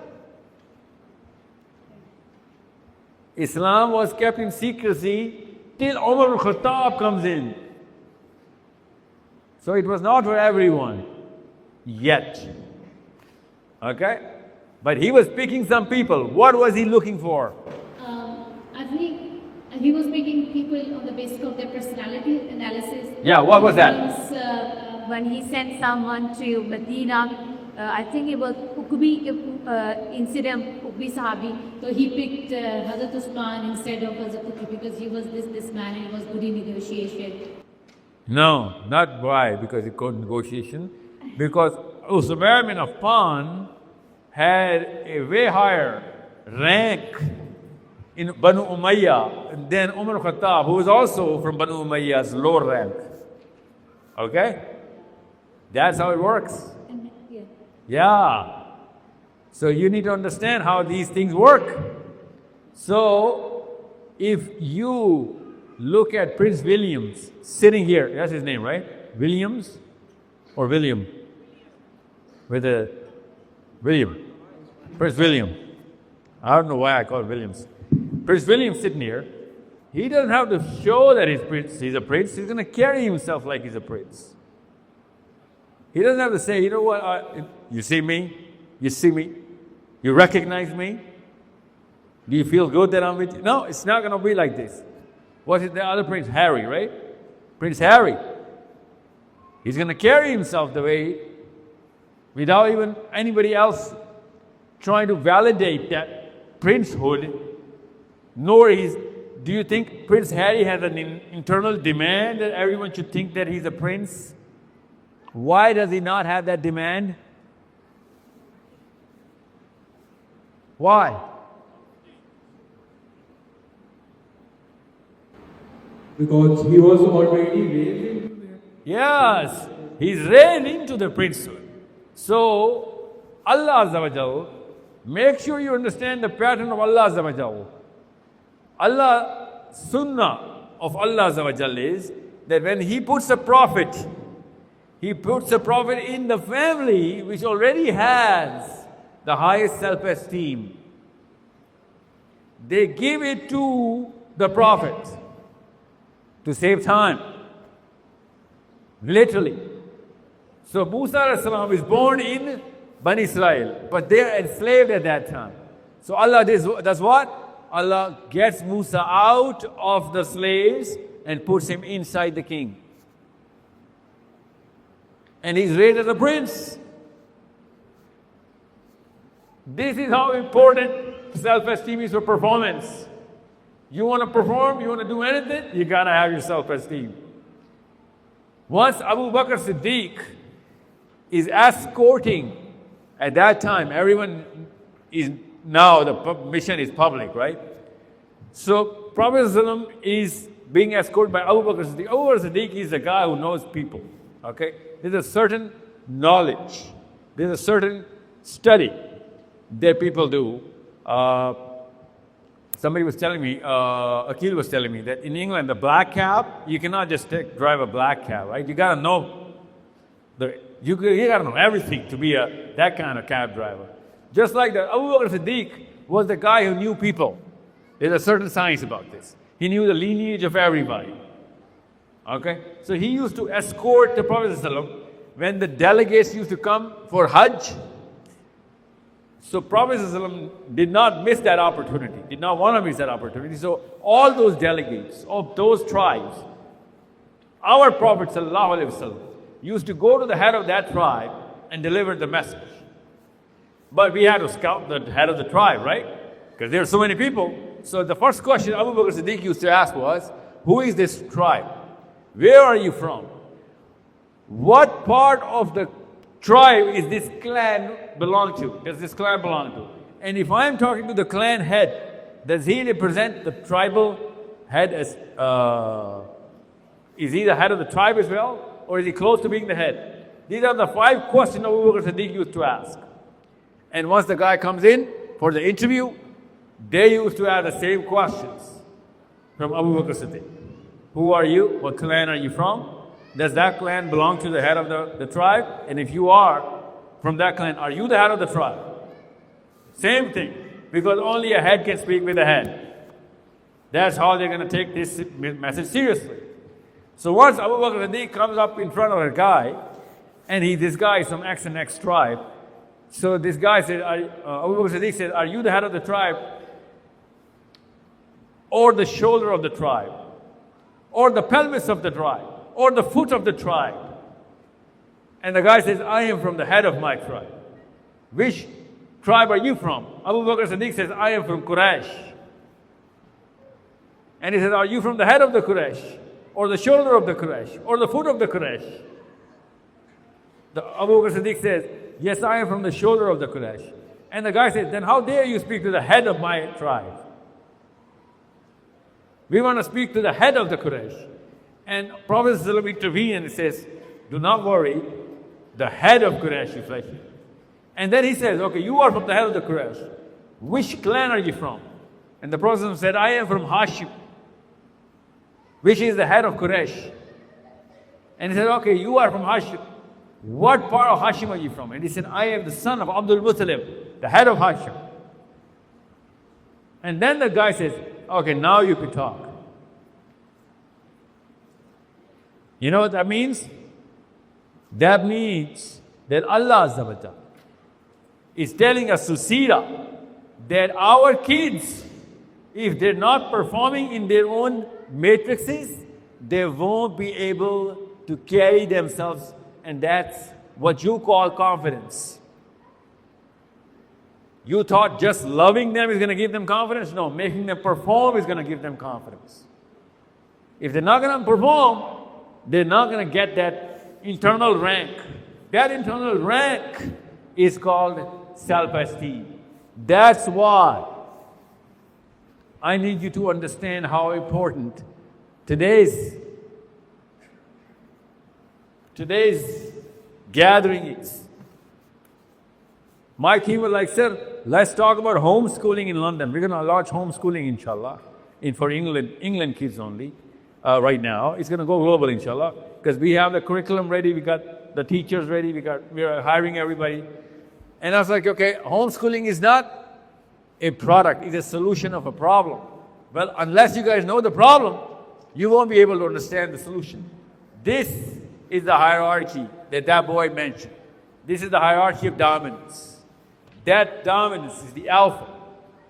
That's what the guy asked the Prophet ﷺ, are you the alpha of Quraysh? Did you ask me, an alpha of my tribe? Only an alpha of your tribe can now talk to an alpha of my tribe. Okay? This is the definition of self-esteem. Now you tell me, I want to put you all through a test today on camera. I'm not going to ask you personal questions. Do your own evaluation yourself. I'm going to just ask you general questions so that everybody can put themselves in that spot. So the periphery of reference that we are all Pakistanis is either education, money, political influence, which is power, okay? Power. So in these three realms, do you think, sir, I do not answer, okay? I'm not going to take any answers. Just a question so that you can take. Do you think that you are in that degree where you are the alpha in the resource, education, IQ, or influence? In your own circles, are you the alpha? Ma'am, are you the alpha in any of these 3 or 4 realms? Are you? Or do you know someone who is going to supersede you in this? Ma'am, are you the alpha? Sir, do you think? So, this is a general question. Whoever thinks he is the alpha of either of these 3 or of all of these 3, please raise your hands. In your own circles. No, you're not. Money, education, which means IQ, I'm the smartest man or the woman in my circle, or influence, I'm the most influential person in my circle. What's your name, kiddo? My partner in podcast.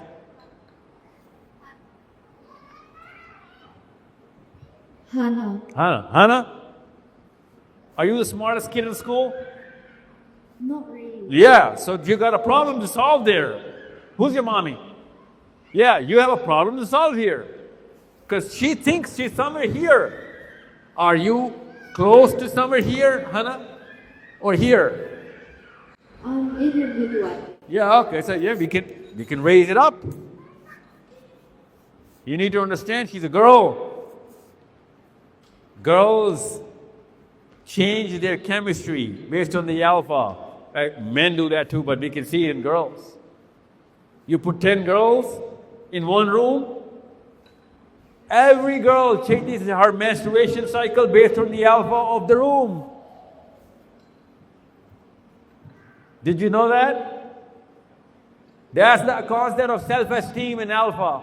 Men do that too, but we don't menstruate. So you know what we do? We bully.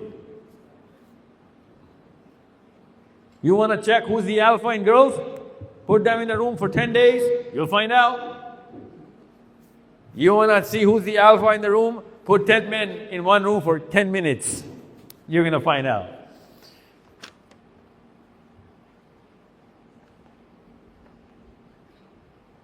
No, I need a break for my prayer. I need to go pray, yeah. Okay. So, Hannah, if you're not the smartest, then either you got to be the most influential, because you don't have to be the smartest person in the room to make decisions. You need to know how to be the most emotionally correct person, because by the end of the day, we don't need the smartest people. We need the most competent people. Okay? And competence it's an amazing asset to have IQ. Okay? It's probably the biggest risk of Allah. But if you not have the highest IQ, it's okay. Competence is not only dependent on IQ. A lot of competent people are not the smartest people. You get that? So if you're confident, you're good. High self-esteem, you could be the alpha. But if you're not the alpha, do not get married. Do not have kids. You need to understand, we need high self-esteem women and men in Islam. We need Mus'ab bin Umair. Why do you think Mus'ab bin Umair came to Uqba? Why did Sa'd bin Mu'az came to Uqba? You know who the people of Uqba are? You know who the people of Badr are? What is Badr? Anybody? Hana? Have you heard the word Ghazwa Badr? Yeah. Yeah, which is the first fight the Muslims fought, okay? With the Prophet ﷺ leading the clan, and they fought against the kuffar. Abu Jahl was killed in that, okay? This is registered as the highest ranked Muslims. Those 300 people, 313 to be exact, they're given the highest rank. That if you want to see the best of the best people, those are the people, Badr, who fought in Badr. And the Badri people knew that Badr people are not as high in rank. High in rank. Okay? The highest ranked people in Islam are not Badris. Highest ranked people are the people of Uqba, the Uqbi Sahaba. You know who those people are? They never fought. They fought, but Uqba is not a fight. Uqba is an allegiance, a treaty. Well, not a treaty, but an allegiance. What is Uqba? Who came to Uqba? The leaders of Medina. The financial leaders, the political leaders, and most of all, thank you. Most of all, these leaders. So Hannah, make sure you understand, I need to read your articles in America and Pakistan. I don't know what topic, but they better make sense. And it does not take rocket science brains to write an article, right? So in less, how are you? You're 12, 10? You're 14? Okay. So in about 5 years or less, we all need to read your articles or your book. Because unless you write, you're not going to raise your ranks inside your self-esteem. Because I know the age you're going to go into when you're going to be 19. Okay? You need to know this is basic. You're not going to be extraordinary. You're just going to be ordinary. But if you don't do that, you're not going to be ordinary. You're going to be right here, right here. And that's going to hurt everyone around you, especially your friends and your kids. You understand me? So what do you need to do? You need to take a subject, whatever subject you like, and you make sure you spend so much time in there that no one in the world, this planet Earth, can surprise you from that book. That's it. You need to know everything around that subject. That's it. It's going to take maybe 10 years, maybe less, maybe more. But unless you start it right now, you won't be able. Otherwise, these 10 years, it can be 50, can be 60. Okay?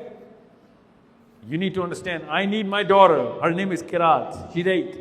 I need her to have a role model. You understand me? That's how important you are.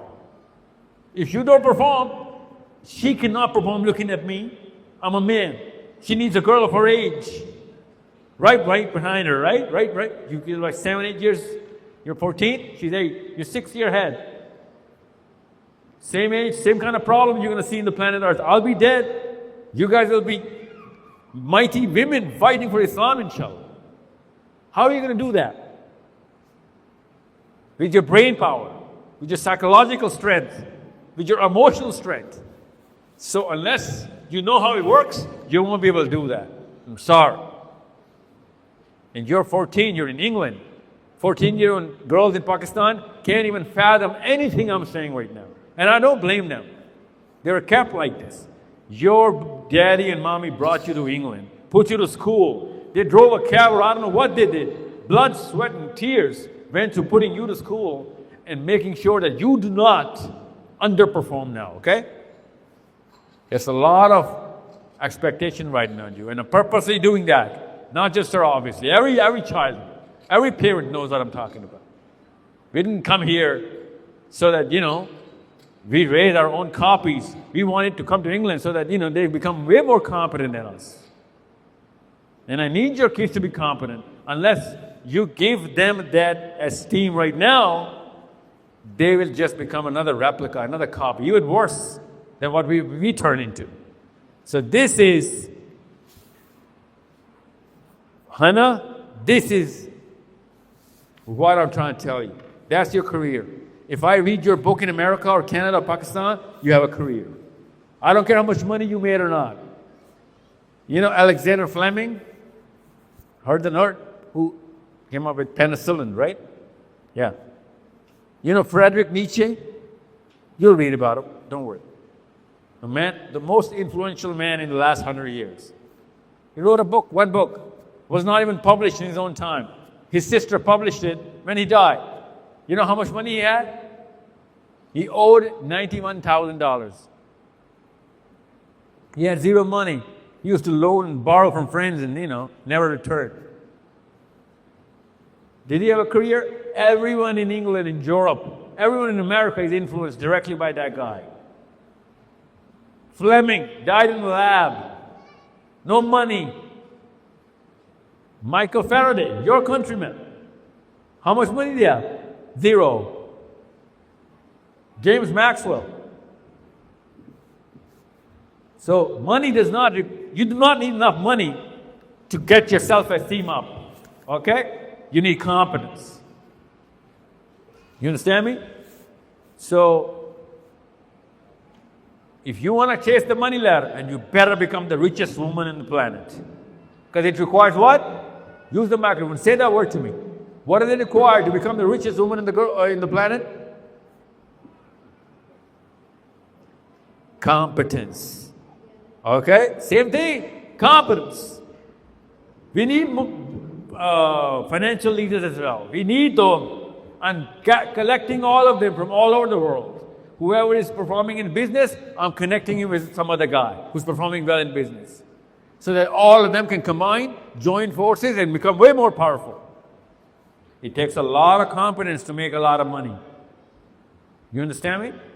So you want to choose whatever, but you got to choose this path that unless I'm making sense, I'm not going to make any book or money or friend. Okay? So you got to learn how to make sense. So why am I telling you this? Because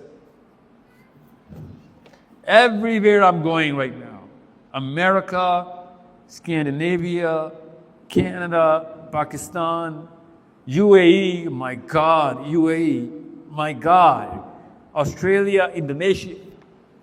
I see the hierarchy of dominance.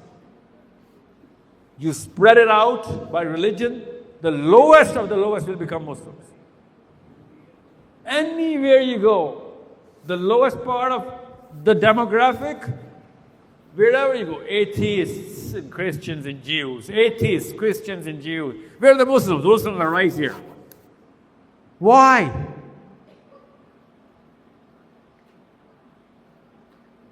Let me give you your country's example. You know who's the bottom 2%, Hannah? Who's the bottom 2% of England? Not sure. I'll tell you, I'm sure. Google it up right now. Google it up right now. Bottom 2% of England. Hannah, you know what? I'll save you some time. It's not just Muslims. It's Pakistani Muslims. And you think our kids are going to have confidence, self-esteem, self-worth, performance? Hannah, you're going to have to change that. Inshallah. No, I need you to change that. Hannah, this is very personal for me. Because you're a girl. I have 3 girls. I need a role model. 50% of all Muslims are girls. And we have 0 role models. So, bottom 2% of England, bottom 2% of America, bottom 2% of Canada, bottom 5% of Australia, bottom 10% of Europe, Pakistani Muslims. Pakistani Muslims. What happened? What happens is the word, not what happened. This happens. This is why I need you to understand the immigrant's child. Your kids, like Hannah, what's your mommy's name? Sobia, you and Hannah are going to start to distance themselves. The delta is going to go bigger and bigger. Okay? She is not going to tell you. She's going to pose really well in front of you. But she will have a totally different circle in England and a totally different Hannah sees, gets to see that circle, and a totally different Hannah lives inside the house.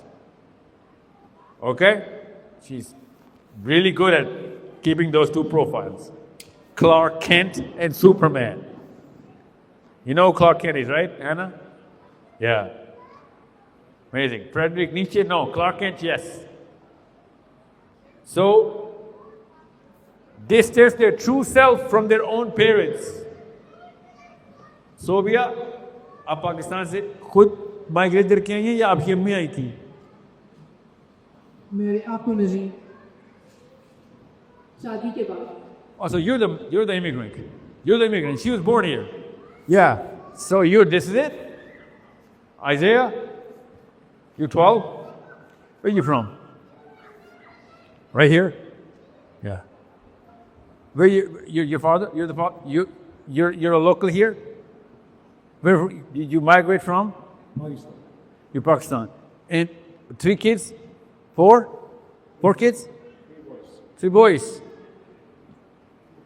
3 boys. So you migrated and they were born here.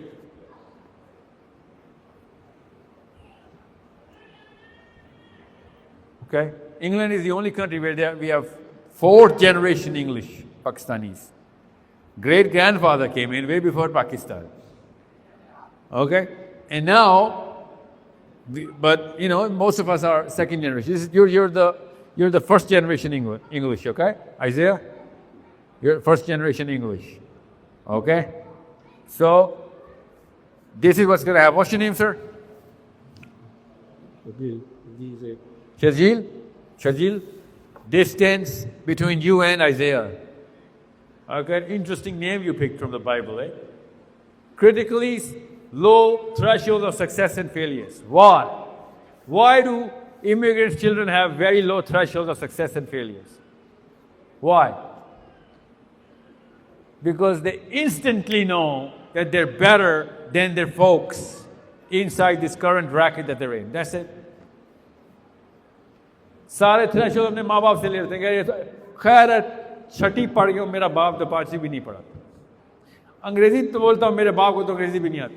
He thinks that's the element of success.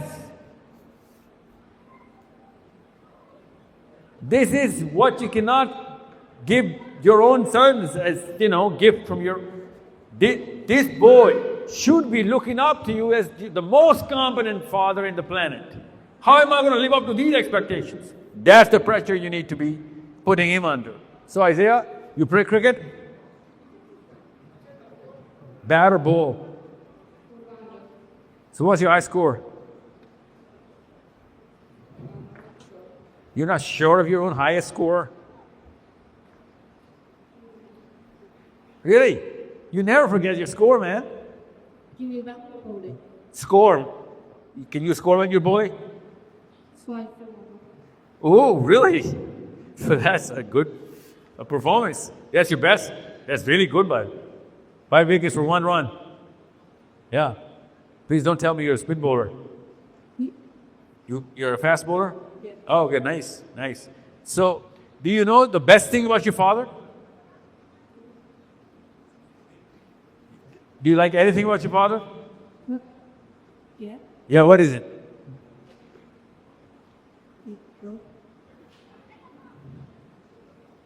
Do you like your father? Yeah. Okay, that's enough. I'm not going to ask you more questions. That's enough. Okay, so Sobia, Hannah, you get that? You get the point? Now, see, Sobia, Pakistanis and Indian women have this certain tendency. You know what they do? That's something nobody else does, by the way. They start competing with their own kids. Safak Zalim Khawateen.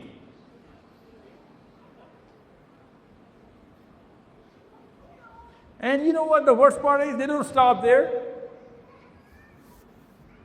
As soon as they know that their kid is outperforming in, because when you were that age, you're not that kind of a performer, all of a sudden you start lowering your self-esteem.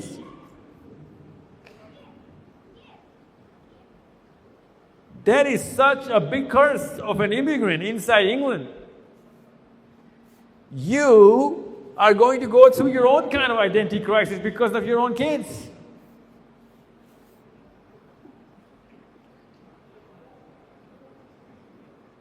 So you make sure you understand how important this disorder is.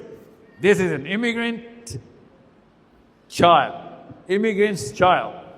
Psychology. So, first generation probability, very high. Second generation probability, higher than that, of all of these things to happen. Third generation probability, very low. How does that work? ये कैसे होता है? This is Sobia. Okay? This is Hannah. This is Hannah's kid. Why is she not going to get all of these problems? Hannah?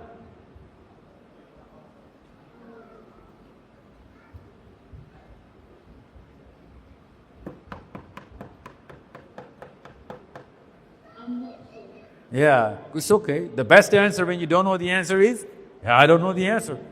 Okay? That takes a lot of self-esteem to say that. I do not know the answer. Okay?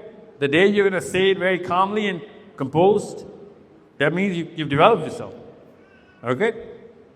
You do not have to know all the answers of the world. You just have to know how to say that I do not know the answer. Okay? So, this is how it works.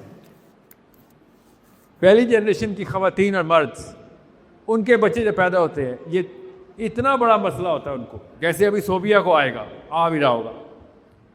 Sobia के बच्चे के जब बच्चे होने, उन या फिर सोबिया अगर इंग्लैंड में पैदा हुई होती, if like Khidr was born in England, so this is Khidr, first generation Khidr, his kid. Okay, sorry, yeah, you were born in England, right? Your daddy was not born in England. Okay, so you're practically Hannah. So, you're 20 years older than Hannah, yes.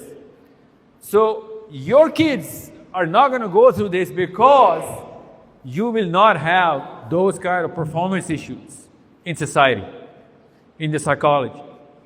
And your kids are going to get a lot more composed of father. You're going to be very sure of yourself. Even though you're going to be a lot more English and a lot less Pakistani, but doesn't matter because then you'll have made a decision. You're not an immigrant. You're a natural. They were naturalized here. You're a natural Englishman. You get that? So you do not have that kind of problem to give as inheritance to your kid, which you got, by the way. Because your father was still struggling for his English identity here. And maybe he still is. We never know. Okay, Khidr? You get that? So,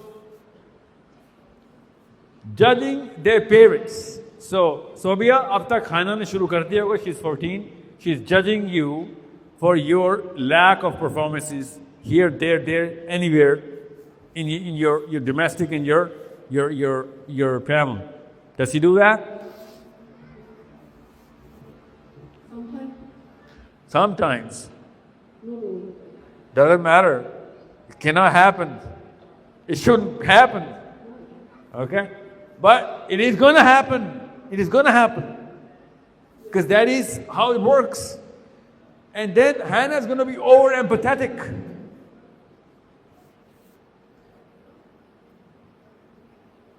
You know what over empathy is? What is empathy? By the way, the one word, Urdu में इसका मतलब ही कोई नहीं. इसका एक लफ्ज़ हमने नहीं बनाया. हम ऐसे ही कोई जालिम कौम हो. We never came up with the word for empathy. Empathy covers a lot of. No, it doesn't. It just has one thing. Come on. Yeah. It goes a lot of videos. I can't explain. And your daughter does not watch any more videos. She still knows what empathy is. Give her the mic. Look what England has taught her. So, Hannah, what is empathy?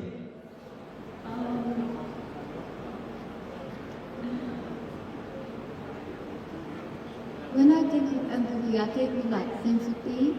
Yeah. I'm not really sure. It's not. That's not what empathy is. What is empathy, sir? What has England taught you? Yes, sir.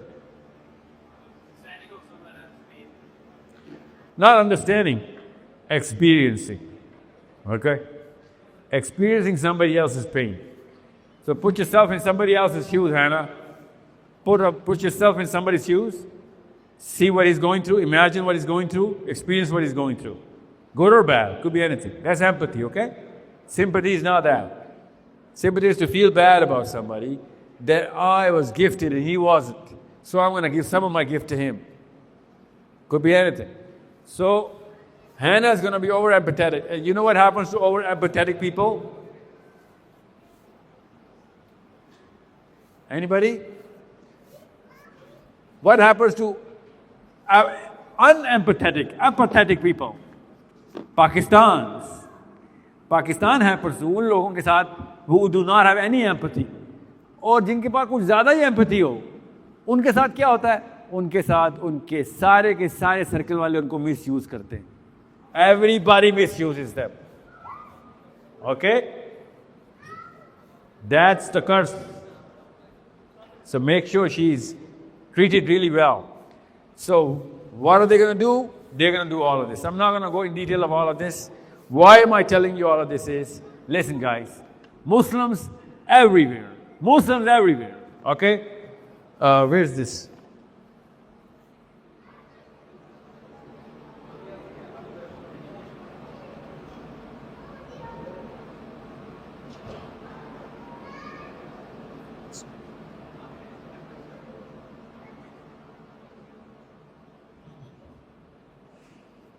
Oh, come on.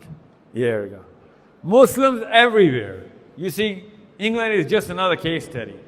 Muslims in Pakistan are like that as well. But of course, in Pakistan or Arab or North Africa, here too, you're going to find Muslims, right? But that's not why. You need to understand, that is not the doing of the Muslims. It is the doing of the place. Somebody has to be on the top. Okay, so let's compare Arabian Muslims, Arabian top of the hierarchy of intellectuals, African top of the hierarchy of intellectuals and money leaders and political leaders versus the world. So when you combine that, when you combine the top of the top leaders of everybody, guess where the Muslims go? Muslims go right back on the bottom. So here is MBS, here is Urtagan. You understand me? Here is Mahdi Muhammad, right here.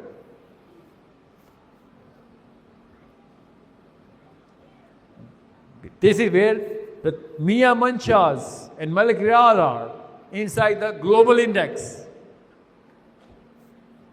Do you see the problem now? That's why I said, if only English Muslims can change the power in Pakistan and India. English, you can do that right now through Hannahs and through Isaiahs. Only if you want to. Otherwise, she can also become another girl who's going to try and find another guy to live on some benefit and some welfare. Yeah, that's also a lifestyle. But then you wouldn't have been in this room for this session, wouldn't you? Would you? You're here because you want to do something. You're here because you know that you're going to be questioned one day. You're here, you know that there is no chance that in the day of judgment, you're going to get respect because you were not respected on planet Earth. I'm going to repeat that. Hannah, Isaiah, on the day of judgment, you're not going to be respected because you were not respected on planet Earth. Let me put it right here. On the day of judgment, you're not going to have a self-esteem because you had low self-esteem on this planet. Urdu में बताता हूँ, जरा लगेगी रे। आखिरत में इसलिए आपको इज्जत नहीं मिलनी क्योंकि दुनिया में बेइज्जत मरे। आखिरत में भी उन्हीं को इज्जत मिलनी है जिनको दुनिया में अल्लाह ताला ने मुसलमान इस्लाम में इज्जत दी थी. Did you know that? You need to understand, did you know that? If you have a Muslim self-esteem and you performed, only then you're going to get self-esteem in Akhirah. إِنَّ اللَّهَ لَا يُغَيِّرُ مَا بِكُمْ حَتَّى يُغَيِّرُوا مَا بِأَنفُسِهِمْ. I am not going to bestow anything upon you unless you bestow it upon your own self first. I'm not going to change you. Allah has never changed people unless they change themselves. I'm not going to put angels on you. You're going to raise yourself up there. So that's why on camera I'm telling this. This homeschooling thing is not a parallel study which is going to counter or be another one of the education systems. This homeschooling thing is a solution to the problem here. This is the problem. Coming from every side of your frames of references, redefining your careers, making sure that we all love Allama Iqbal.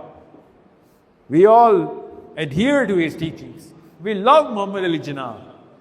We just think it's the best thing that ever happened to that region. What, they're rich people? No, they're not. Well, even if they were, we don't know them because of their money. We know them because of their things that they had nothing to do with money. Iqbal was not even rich. Jinnah still was a rich family. You need to understand, you guys like Imran Khan, he's not known because he has money. He's known because, first of all, he performed in some sport, cricket, and then he started performing in challenging the status quo. You like him, not because of money. So don't give me that excuse. That, oh, paise hote sir, to phir hum kar, ye nakhre wali baatein hai, paison walon ki baatein. No, it's not. This has nothing to do with money. This has everything to do with parenting and upbringing. No boy is alive on this planet who is under 12 and he loves his father, loves him. Because, oh, I love my father because he's a rich man. Human beings don't think like this. Boys love their fathers because of whatever they're doing as a father. Boys love their mothers because of whatever they're doing as mothers. Not because of, what kind of ranking they have in front of, what kind of bank accounts they have. So I know the primary reason you guys came here, I know that. Everybody knows that. We all move around this world. The primary reason we all came here to England was to make money. I get it. It's okay. I know how it works. But that's not the reason why you should have kids or raise kids. You did the hard job. You got here. I get it. But your kids should become from people or resources to people of knowledge. And that's where the self-esteem should come from. And as soon, yes sir, and as soon as you're going to have that, exact time of time. Nowadays autism is on a rise, so many kids after 2020, every family kid, is going through a speech delay or autism or this kind of trouble. And one of my podcasts, I heard that you said we are here on a test, but at Ahde Alas, some people decided to go to Jannah without going through the test. Were you referring to the people who are differently abled or mentally challenged, and what there is so much scattered knowledge available here regarding autism and people with special needs. So where can we get help if we have a kid who's going through that? And because one kid has autism, the other one, if we have more kids, they get ignored because we need more time to spend with people with autism. So, and that other child might have a low self-esteem because of that. And Yeah. what is the solution? What can we do to rectify it? Well, a sibling of an autistic child will not have lower self-esteem because of lack of, attention that you're giving him. Okay? There's a natural order at place here. A sick child in a family heals everybody else. Okay? There's a natural order. An autistic child's mother is healthier than other mothers. You need to understand. That's the phenomenon, Allah Azza wa Jal. That's the power of oxytocin. Okay? And hence, they will have a lot better, because if you care for your sick sibling, you're going to have a lot more perspective. And you're going to be a very different person than other people in your school at that age. So if I had a sick brother or a sister, I would have been a way better person than I am today. You need to understand. That's the power of empathy. That's the power of oxytocin. So my esteem would have been higher. So it doesn't lower that self-esteem. It actually raises it. But obviously, that's not all it is, right? I still have to perform. Just because I have a sick brother or a sister doesn't mean I'm going to be leader of the world. I still have to learn and go through all of this. Okay? But just to answer your question, just because you have one autistic child doesn't mean the esteem of the rest of the kids is going to go low. It's going to go high. You still have to do whatever you got to do to structure it and resurrect it. Okay? About autism, though, your question is not about the siblings. Your question is about the autistic child. Well, depending on the kind of placement on the band the autistic child is, I'll tell you this right now. There's so much that, because, again, we're from Pakistan or India, we're not trained into looking at this. England is trained into looking at autism really well. So they're going to push the lower number of the band back to the normal schools, normality. And he's going to train, the autistic child is going to train himself or herself into performance. Dependent on exceptional cases where he's on the extreme of the spectrum, that's not just autism. That's a lot of other problems. Yeah. And may Allah have mercy on all those parents who have, that is a direct ticket to Jannah. Direct ticket to Jannah for the parents. So that's a gift Allah gave. Once you're all going to be dead in less than 50 years, not our kids though, I'm not going to survive for more than that. Most probably, Wallahu. So that's it. But that time, on the Day of Judgment, these autistic children will be a source of envy for everybody else. You understand me? So whoever has those kind of kids, right now I know you're going to go through a lot of them. But you know what? That's the easiest patient to attend to because that's your own. That's your own. And I know it's not easy, but it is still the easiest patient to attend to. And you would expect nothing less than if you had some problem and your son would treat you. So it's not such a, okay. But I hope you read about autism and you see the placement on the spectrum of where children could be. Most of these placements can be turned back into, they can live very normal lives. Very normal lives. Okay? वो उधर है मुझे वुज़ू करना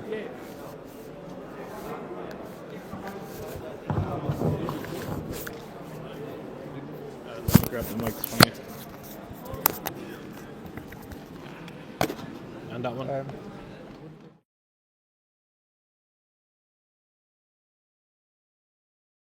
So when Allah says to be grateful, He means that you're conscious that this heartbeat, that next heartbeat, I'm conscious that it's a gift. I'm conscious, so I'm not going to waste it. I'm conscious that every breath is a gift. If I'm not conscious, I'm going to waste. I'm not going to value it by not doing what I'm supposed to do, the most important things that I'm supposed to deem more important, and I want to spend time on it because I have limited number of heartbeats and breaths. But if I'm not conscious that all of this gift this 180 liter every day of blood be purified by my kidneys. At 86,000 beats every day of my heart. More than 5 billion neurons firing every single second in my brain. More than 540 megapixel of my camera, which was gifted by Allah Zabta. 540 megapixel. I got it for free. All of them are synced together. And still science doesn't know what is the meaning of soul. You know? So when Allah says be great, be conscious that all this machine is at work. Listen, you guys have IKEA here, right? IKEA, the furniture. Have you ever ordered a lot of IKEA? Yeah? Now then, if you had ordered a lot of IKEA, then you had to assemble it, right? You had to assemble it by hand. When you have ordered IKEA, and then you assemble it, and then you go in your own living room, every day you realize, oh my God, so much effort was put into this living room. Since we got this body and this whole life and this whole mechanism, this phenomena for free, we're not being ungrateful. That's why Allah says man has turned out to be very ungrateful. Even though we gave him the brain to be conscious of what we gave him. Okay? So it's, अभी तो मैं आके मौजूदों पे आया भी नहीं हूँ जो इससे बहुत बड़ी. I haven't begun to speak about the real big things. I'm just talking about whatever you have already. So be grateful means do not waste it. Put it to the best possible use. If you're not going to put it to the best possible use for the betterment of most amount of people in the world, then you're being ungrateful. It is that simple. That's why prophets rose to the level where they rose, because they put everything to the best possible use. They were not unconscious or subconscious. They were very conscious of what's going on. And every human being can be, because that's a commandment. It's not an exception that prophets did it. No, it's a rule that prophets did it. Okay? So if you, Urdu में बताता हूँ, अगर आपने हर वो लम्हा consciousness के ऊपर ना गुजारने की कोशिश की कि आपको मिल क्या गया अल्लाह की तरफ से, ये इतने बड़े मौजज़े जो आपके साथ रोज़ हो रहे हैं, इतने बड़े मौजज़े, अगर आप एक सेकंड के लिए उस कॉन्शियसनेस के अंदर एंटर नहीं होते, तब तक आप रियलाइज़ नहीं कर सकते कि आपने असल में करना क्या है इस पूरे जिस्म, इस जान, इस ज़िंदगी के साथ, इस ख़ानदान के साथ जो अल्लाह ने दी थी. Okay? Are you married? Okay. Once you're going to become a father, you'll understand the depth of what I'm trying to tell you. Because when you look at your own child, you look at the miracle, human life, with absolutely nothing. I mean, no human being goes to the kitchen and creates a recipe for children, right? The way they're going to look and act, the way they're going to behave, the way I'm going to experience my own child. Look at that beautiful child, mashallah. This is my 99% of my day should be spent on being conscious of did I deserve this? What did I do to earn this? Nothing. Absolutely nothing. And I got the biggest gift in the world. You know, if human beings had the ability to create kids by going to the kitchen and cooking human beings up, we would all have mutants. We would all have ugly, decapitated, human-like creatures.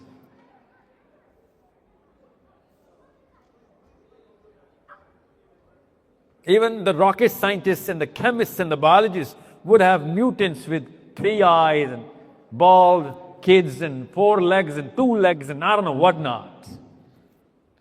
Look at the perfection going on with absolutely nothing that human beings did. And look at the arrogance that I have. When I talk to my younger human beings, I tell them, I demean them, that you're lower than me, I am higher than you. That's what Allah is saying in the Quran, that you have the audacity to claim ownership of this. What did you do to have this? Just for 1 minute, think that you had to go to the kitchen and create your own offsprings. Imagine the planet at that time. That's when you're going to realize the beauty of our kids, the beauty of Allah's miracle.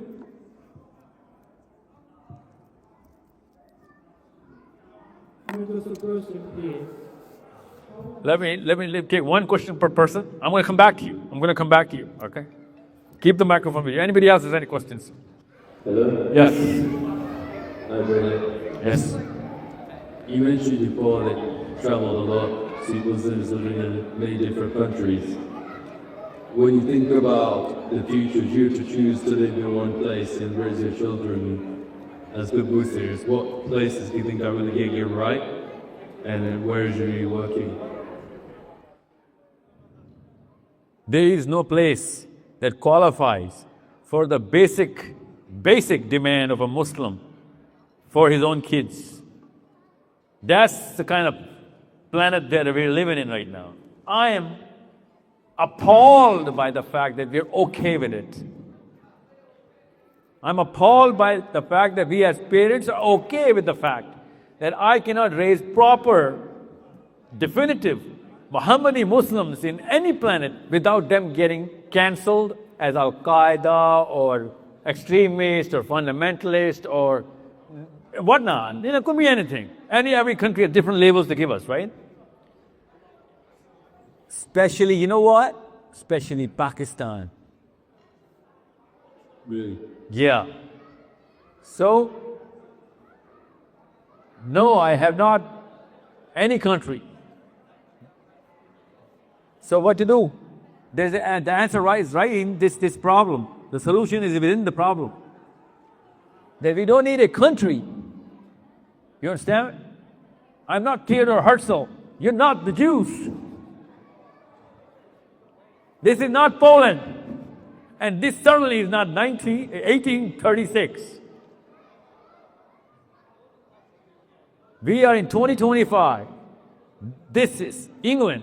We are Muslims. And I'm not Theodore Herzl. My name is Sahil Adeem. I can only talk common sense. That the demand is, wherever there's more equity, there has to be more performance. Queen Victoria put more equity here. Now we got to put more performance here. It's going to amount to that much more. You put the same kind of performance in Pakistan, it's not even going to amount to zero compared to anything in Manchester, London, Birmingham, or Milton Keynes and whatnot, and Yorkshire. You know what I'm saying? I mean, it doesn't take a rocket scientist to know that, right? 200 people combined together in Islamabad doing the same thing are not going to be able to amount to 1 year of your performance. That's not something you earned. Victoria earned it. You just got the gift by just being born in Yorkshire. By the way, that's the reason why your folks migrated here. The political equity. So if you want to create that sort of a planet, you got to start with places like these. Obviously, this is not your number one contender. Right now, America is and Europe is, but and a lot of countries in Europe are doing amazing. Spain is doing amazing. You know what I'm saying? Scandinavia is top of the chain right now. Even America is not. Norway's way up there. Finland, Denmark. People are performing. What are those places like for Muslims? They're the farthest from the demands of a Muslim parent. But they are as close to what I can tell you, because egalitarianism is at least giving as many rights as possible to a single individual to practice whatever he can, right? However, as a philosophy, no, they would never, ever, ever. Don't go too far 2 months ago, Swedish Prime Minister had the guts to blatantly criticize anything to do with Islam. So as a philosophy, no, cannot, sorry. So there is none. The closest possible anything that could have come to Islamic requirement for a parent was Scandinavia, and look what they did. You know? They're going to do a lot more because it's a battle of philosophies. You need to come up with little girls and boys who are going to start to write books. That's how philosophy is going to change. Okay, it's the Russians and the Europeans who began the age of philosophy. Dostoevsky and Immanuel Kant, Descartes and Hume, Thomas Hobbes, right here. What do you think about Saudi and UAE and these countries these days? This is what I think about. Resources, low self-esteem. This is MBS right here. Don't even get me started with MBZ. That dude, I mean, if you have to raise a real Muslim child from primary to 5th grade, I think Abu Dhabi is the best place in the planet. But if you want to make a Muslim, you got to get him out of there as soon as possible. You know what I'm saying? Yeah. I mean, that's the kind of problem that we are actually facing right now. So, kya kare? Well, moral capital from the Quran. From the Quran, not from the current day Islam. It is the current Muslim cleric in England and in America who's literally, blatantly saying that there's certain ayahs in the Quran that are not for all Muslims, they're just for the Prophet. Imagine that. So moral from the Quran, financial from wherever it matters most, political from Western Europe, okay, political capital, and IQ from the Quran, which means the way Quran looks at physics, and the way Quran looks at mathematics, the way Quran looks at the whole universe. Current physics is the cosmic microwave background. That's the extent of the current day physics. At one point in time, they say that that is the end and the outer rim of the universe. And then they have the guts to say that it's expanding. What is it expanding into? If it is the outermost edge, how the hell is it expanding? That means there's space other than the cosmic microwave background. Imagine. But we know that this is just the first heaven. There's 6 more. So, IQ from the Quran. Morality from the Quran. Politics and money. وَأَعِدُّ لَهُمْ مَسْتَطَعْتُم مِّن قُوَّةٍ. Muster up whatever you can. Otherwise, someone with resources is going to overpower you. You will put yourself naturally underneath. And that's what we do every day, by the way. I'll give you a little experiment to do. Go to any parking lot. Go to this parking lot. You're going to see the cars standing outside. And girls, I don't know whether you know it or not in England, but boy, you know. What car is worth how much pounds? And what it represents. And how many boys make a cluster around the Rolls Royces and the Bentleys and the Lamborghinis and the Ferraris. You know what that represents? That represents your vacuums. That's called the gap and the vacuum. You go to this parking lot. You want to see your own internal vacuums from childhood? Take a walk. You'll find out. You want to see the girls' vacuums? Take a longer walk. After the parking lot comes the street and the side of the house. The girl's going to manifest her deepest childhood vacuums.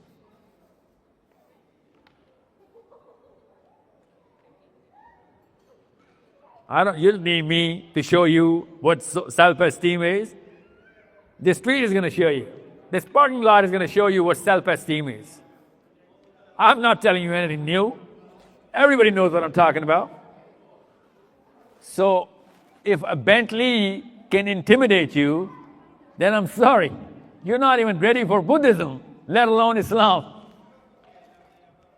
Okay? Thank you. We need to raise our kids who are oblivious to cars and houses and money and homes.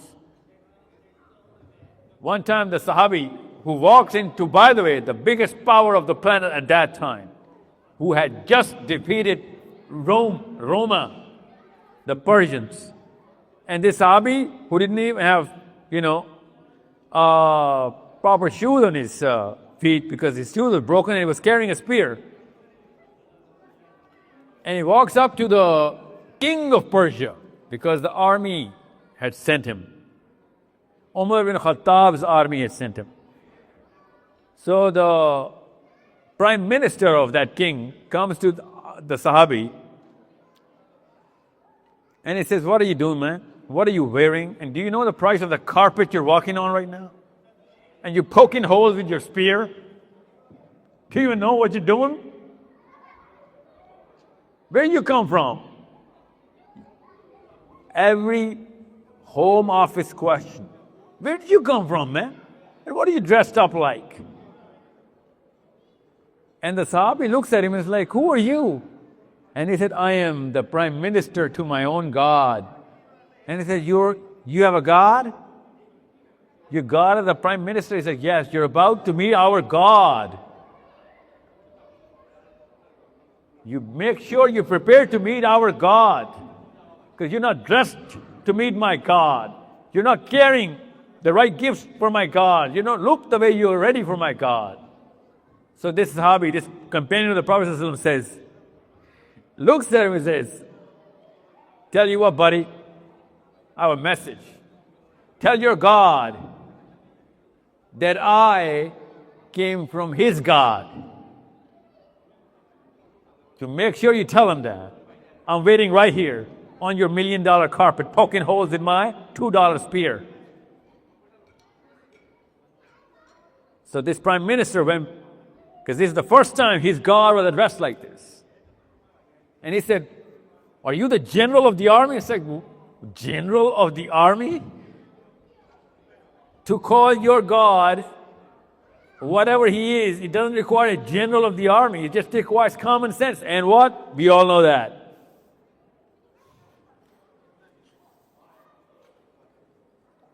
But in Pakistan, you can't even meet the prime minister, man. You cannot.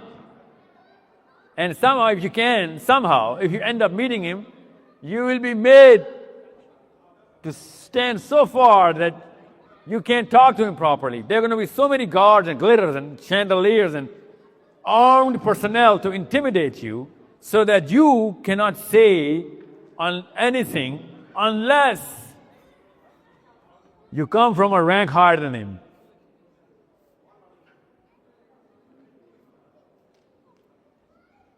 That's Pakistan right there for you. Our top Muslim scholars go to the prime ministers and the chief of the army staff, and you know how they stand like? We all know how we stand like this. We stand like this in front of who? Our God. You want to see? Google it up right now. Google up the ulama convention in front of the chief of army staff. Google up. You'll find out how these ulama are standing in front of the chief. That's what happens when a low self-esteem guy gets knowledge. They read the Quran, they read the Seerah, the Hadith, nothing gets in them because their mommies and daddies are not prepared. These scholars. And that army chief who did not do more than FSC, the 12th grade. That's it. That's his education. All he did was map reading, shooting guns, and that's not even something that they're good at as well. And this guy gets a lot more pedestal to stand on in front of this guy. who spent 50, 60, 70 years in the books. Just because what? He's got a gun. So you need to understand what Islam requires. Islam requires power. I need your kids in your own living rooms or in their own cars, writing on laptops, just pushing keys on laptops, writing foreign policies, changing these chiefs and these little gods by their fingers. That's what's actually going on right now. Somebody writes an email and our chief of army staff, our prime minister, our president gets changed like this. That's the power human beings can have. By how? Hannah? By becoming competent. That's it.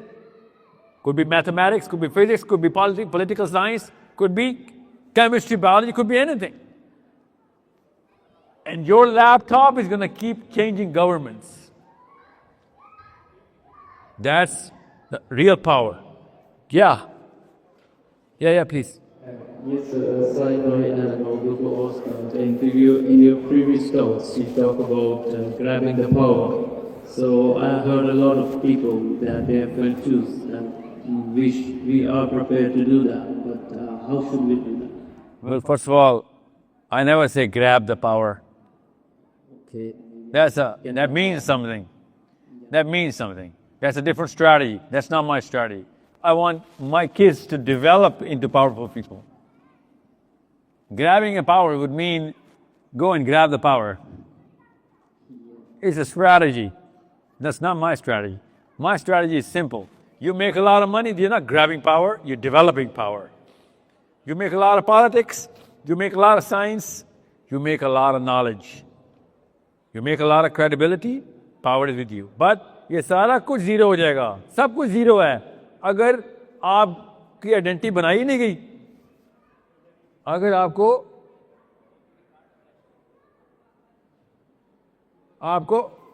बचपन से नहीं तैयार किया गया. This is your current इस्लाम.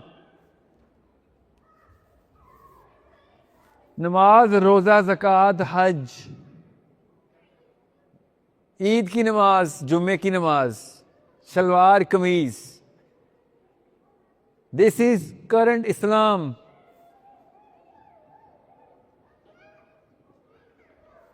कलमा, नमाज, रोजा, ज़कात, हज. नफ्सी नफ्सी नफ्सी नफ्सी. तज़किया नफ्स नफ्स नफ्सी नफ्स. शिया, सुन्नी, बरेलवी, देवबंदी. That's it.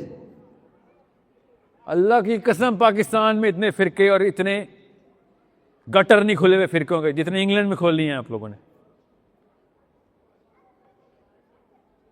मैं हैरान हूँ. वे पाकिस्तान से जो इंपोर्ट एक्सपोर्ट का बिजनेस है आप लोगों ने ये इंपोर्ट किया है. उधर तो मौलवियों की औकाफ की मिनिस्ट्री और मिनिस्टर पीछे मॉब है उधर. आप लोगों के सामने इन्होंने कैसे बदमाशी कर दी है. ये लोकल मौलवी मस्जिद खतीब ने आप लोगों को कैसे ओवर पावर किया है. आप लोग क्या कर रहे थे उस वक्त. आप पता चला किधर जंजीर बांधी हुई आपके दिमागों के अंदर खींच रहे थे एकदम. मस्जिद खतीब जो कि रोड क्रॉस करने से पहले God save the king, God save the king कर रहा होता अंदर से. आपको पता है इंग्लैंड में आपको कैसे इसने ओवर पावर किया है. पाकिस्तान में मुझे पता है कैसे ओवर पावर किया था आपके दादा हुजूर को लोकल मस्जिद के मौलवी ने. इंग्लैंड में कैसे उसने किया कि आप देवबंदी हैं नहीं तो आप काफर हैं, आप बरेलवी नहीं तो आप काफर हैं. ये आपके बर्मिंघम में कैसे हुआ है, लंदन में कैसे हुआ है. ये आप खुद कर रहे हैं. आपकी एस्टीम इतनी नीचे जा चुकी हुई है कि वो बंदा जो लिटरली एक जुमला पूरा कोहेरेंटली अदा नहीं कर सकता वो आपके सामने खड़ा हो कह रहा हो भाई निकल इधर से. वो अपने बाप की जागीर समझ रहा है मस्जिद को. मस्जिद is nobody's property. You're the one who's paying his salary. You're the one who's paying for the actual property cost of that masjid. And he is over you. Yeah, this is the superstitious Islam that you guys are brewing in your hearts. आप मस्जिद में घुस जाए बात क्यों जा गया, कोई निकाल सकता है आपको? उसने कोई दोबारा ये बरेलवी के लफ्ज़ इधर बोलेगा तो तुझे इंग्लिश रिपोर्ट करवा दूंगा। तू किधर बैठा हुआ है? मियाँ वाली है, पत्तों की है ये। आपका इस्लाम क्लियर है ना, आप तो बरेलवी देवबंदी नहीं खेलते ना, तो बाकी का काम किंग चार्ल्स कर लेगा, टेंशन ना लें। आपको यहां पे वो बदमाशी कैसे कर रहा है, मुझे आपकी एस्टीम के ऊपर शक नहीं, यकीन हो गया है कि कुछ तो हया होती है। हाउ आर यू करिंग, मतलब चीफ ऑफ आर्मी स्टाफ बुली करे बनता है, नवाज शरीफ बदमाशी करे बनता है, इमरान खान ब्लैकमेल करे समझ आती है। बरेलवी देवबंदी गेम में फंसे हैं आप लोग। दैट मीन्स आपसे जीरो तक तवक्कुआत रखनी चाहिए कि भाई आपसे तो ये नहीं हैंडल होते, मुफ्त की बिल्डिंग नहीं हैंडल होती आपसे, करोड़ों के बकिंगम पैलेस हैंडल कैसे कराऊंगा आपसे? करोड़ों नहीं हो तो अरबों के हैं Buckingham palace. This was your own इनेट right.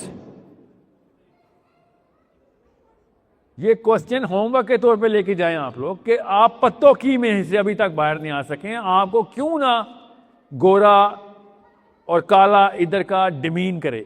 अभी तक आपसे ये हैंडल नहीं हुआ, अपनी लोकल अपनी बिलीफ के अपने मजहब की मस्जिद हैंडल नहीं हुई।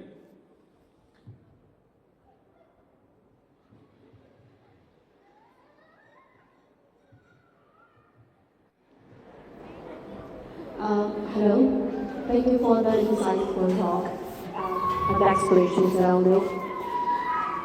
I have learned the conclusion that is self-esteem fueled by identity or identity is fueled by self-esteem. Ideally, it should be self-esteem should come from the identity. If that's the case, It's not. Okay. If that's It's not. If that's not the case, so how do you define self-esteem? How to build self-esteem? What should be the foundation for it? Because identity has essential part as morality. Therefore, we can. No, identity is has a lot more than morality. So you see this child, this boy, if he's 12, he has to generate some identity. I put you, that infant is about 6 months old, less than that, I don't know, how old is it? 2 months old. That 2 months infant, what's his name? Okay. Zed. 5 weeks old, Zed. Do you think Zed had an identity yet? He has. No, he doesn't. It's really cute. I'll tell you what that identity is. I'll tell you what that is. It's a human child. It's a human child. We call it an infant. Infant means he can't even eat without somebody putting the food in his mouth. Okay? That's his identity. I swear to God, that's literally the psychological expression. The infant. That he is so weak, he can't even lift his own head. That is his identity. But when he is 12, he does not have just his muscular strength to straighten his neck, put food in his mouth, go to the bathroom, but also to do the right thing. How does he know actually what is right thing? It's called the prefrontal cortex. It is developed in the 12th year of a human. Zed is going to develop that by the 12th year. Before that, he's going to pass 3 different stages. First stage is infancy. Actually, first stage is prenatal. But whatever, after he came out of the mother's womb, first stage, infancy. Second stage, toddler. Third stage, child. Fourth stage, adolescence. Right there, right in front of you. Fifth stage, adult. Now, I'm calling you by names of identity, but we all know adult would mean that this boy is supposed to take over every single requirement of the strongest species Allah has given us here. How do I know it's the strongest? Well, Allah says in the Quran that most of the species that are made, most, not all, but most, I've given you power over them. Oh, Bani Adam. Okay? Thank you so much. So can you just summarize it Well, identity comprises of? identity is a stage of competence that you're in, stage of power that you're in, stage of capability that you're in. That's your identity. But the requirements come from consciousness. That's the morality. Quran gives you that. You know what? You don't have to go through everything. We'll give it to you right there. Handwritten by the maker. Go through it, you'll find out what the requirement of Isaiah is when he's going to be 22. That's the requirement. By the way, same requirement when he's to 12. Starts from 12, right? So, once you know that Quran is backing you up, then you tell your own son and your daughter, if you have, you're married with kids, so you get your kids to be trained that, you know what, I don't want you to aim for the life of 2,000 years. You're not Adam. I do not want you to aim for a life of Noah of 950 plus years. I want you to aim for the best possible death a human being of Homo sapien species can die. Because you are going to die. But I need you to get the finest death possible plan. And that can only happen if you're working towards 7 billion people's welfare. Nothing less. And you're doing it from the Quran, nothing else. And you're doing it with the methodology of the Prophet ﷺ, nobody else. So you die tomorrow, awesome. You die 200 years later, doesn't matter. That's when boys and girls generate confidence to stand in front of King Charles or whatnot. That, I don't think you're doing the right thing, sir. If you're not going to stop, then I'll have to do something for it or about it. And once you're going to say that, I'll tell you this right now. 250 million Pakistanis are going to come right under him. Because everyone's looking for this sort of a Muslim. That's it. That's why I said to Khidr, if you cannot change your own school system while you're a school student, then you're not ready to change England while you're a citizen of England. You got to start right now. If you didn't start in school, then you got to start right now. You're still young, you're still in power. Actually, you're not going to get more powerful Khidr than you are right now. After that, it's downhill. Okay? So, how are you going to do that? This is how you're going to do that. Mommies and daddies. Instead of personal belief and individual focus, you go into global and public. So Hannah's and Isaiah's would be trained of what is public policy, how you change it. And Hannah, you write articles and journals and books, you change the public policy. You know what public policy has, Hannah? Right now, you don't know what a public policy is. Right now, you do not know how to create global change. In less than 4 years, not only that you'll know, but you'll be able to do it as well. I don't know if you're gonna, but you will be able to. Okay? So, public policy, global change. If you can do that, you are a politician. That's it. That's political capital. This blue downward is the current definition of Islam. We are high on this, zero on this.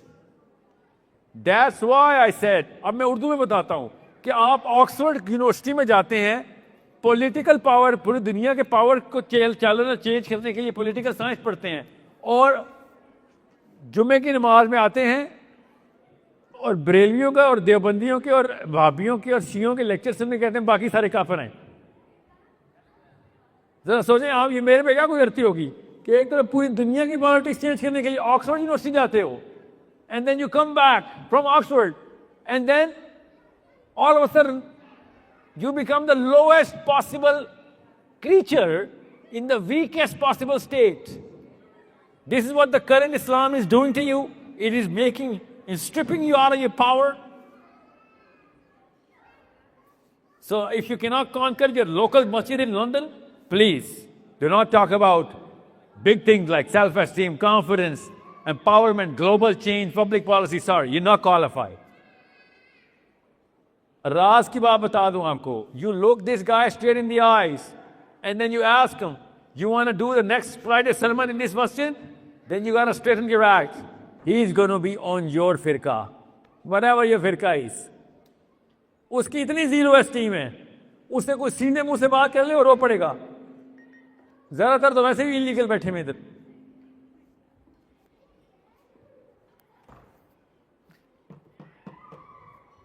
Group transformation. Group transformation. Hannah, you're not making a cluster? Sorry, you're your own worst enemy. Okay, you are a unit of a very big community. Make sure you have a lot of people who think like you, and they know you from your work. Okay, make friends based on philosophies. Make friends based on the competence. You are the average of your 5 best friends. Make sure you understand your IQ is going to be the average IQ of the 5 people you hang out with. So understand what cluster means, what jama'ah means, what halqa means. This is why I need Muslims to gather together. Our kids can meet. Our kids can meet, they can know each other, they can see who's doing what, and share resources, share knowledge, share skill, share opportunities. By the way, it doesn't take just Islamic knowledge. Even non-Muslims know the value of coming together, sharing resources. What our community has risen to the top, that's how they did it. No single individual is worth a dime, no matter what kind of IQ you have, no matter what kind of charisma you have. Unless you have a community backing you up, you're a nobody. Actually, you could be a very big problem if you're too smart and you're playing solo for the rest of the group. So this is something I want you guys to focus on. Flip these arrows, okay? This is already what they're giving you. You just need to give these to them and your kids. In the name of the Quran, the Rasul, the Seerah and the Sunnah, and most of all, the Akhirah. If you're not going to do this, I'm telling you this right now. This is not going to cut it. This is not going to cut it in the Day of Judgment. नमाजें मुंह पे मारनी है अल्लाह ने। अल्लाह ताला ने एक खास कौम के बारे में कहा है कि मैंने इनकी तरफ देखना भी नहीं है। You know that, right? I'm going to say that in English on the camera. There is a certain community which Allah Azza wa Jal said that even on the Day of Judgment, everyone is going to go through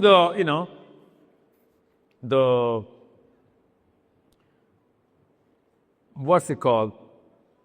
Well, the least anyone is going to go, even if there are people of hell, they're going to get to see the whole examination.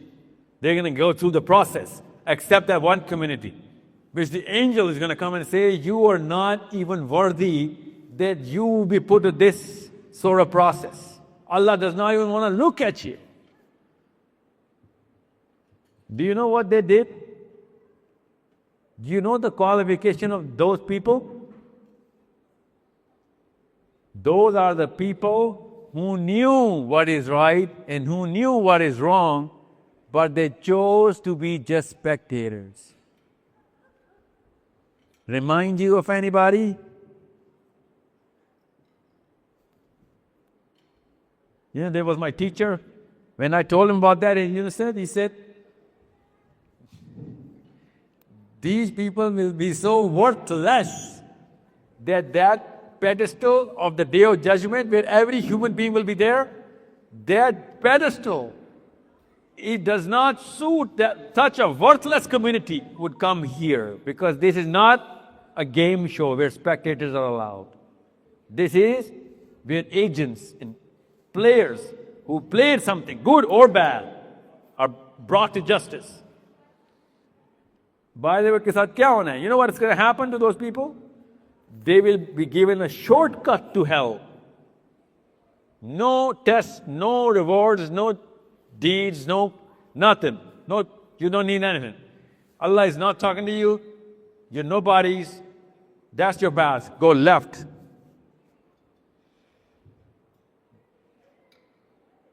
Now, I don't know about you or me, but I don't want your kids and my kids to go through that just because I'm incompetent, you know? So, agents. We need agents of change. How are they going to come? Well, they've already, kids who are about 15 to 20, they've already started to come inside the zone where they're performing. Imagine Bangladesh, imagine Pakistan, imagine India and Afghanistan, Iran and imagine countries like these, Muslims there. Imagine कि वहाँ पे वो वाला spark here. There are people, kids of that age, this generation, who only through social awareness, which Asma, you did not want the kids to go through cell phones. They came into activism and they started challenging the big powers, no matter whether they were successful or not, doesn't matter. University campuses of Harvard and Columbia. In America, Harvard and Columbia, Stanford. Kids, undergrads, chose to go to jail for what? For Palestine. Muslims? No, non-Muslims. We'd rather be in jail. A lot of Jews went to jail. Anna? A lot of Jews in college, thrown into jail, and they would gladly go to jail. Why? Because of the awareness and the innate sense of justice. That's something which your kids, our kids, can easily achieve. Easily. Which we couldn't possibly even fathom, can't even think about. So, immigrant ka bachcha ye nahi kar sakta. Immigrant's child cannot do that, I'm telling you. You know why? Immigrants instill fear inside their own kids with his or God, but he's not going to give it to his son naturally. That's a natural order. His son is going to be naturally powerful and courageous. Because he's not making him afraid that you're not from here, man. You brown little man, you're not from here. No, he's never going to say that. Because he never gets to hear it. It was just a little genie that somebody concocted of their own figment of their own imagination, you know? Even if you get that, I was in a city, I'm not going to tell you where, well, it was in Scotland. And my next door neighbor, as white as they come, okay? This husband and wife, I was standing, that's my first day in Scotland, and there's this little line between the two driveways. And I just opened the door of my own car, just to sit in my car, and this guy comes in, neighbor.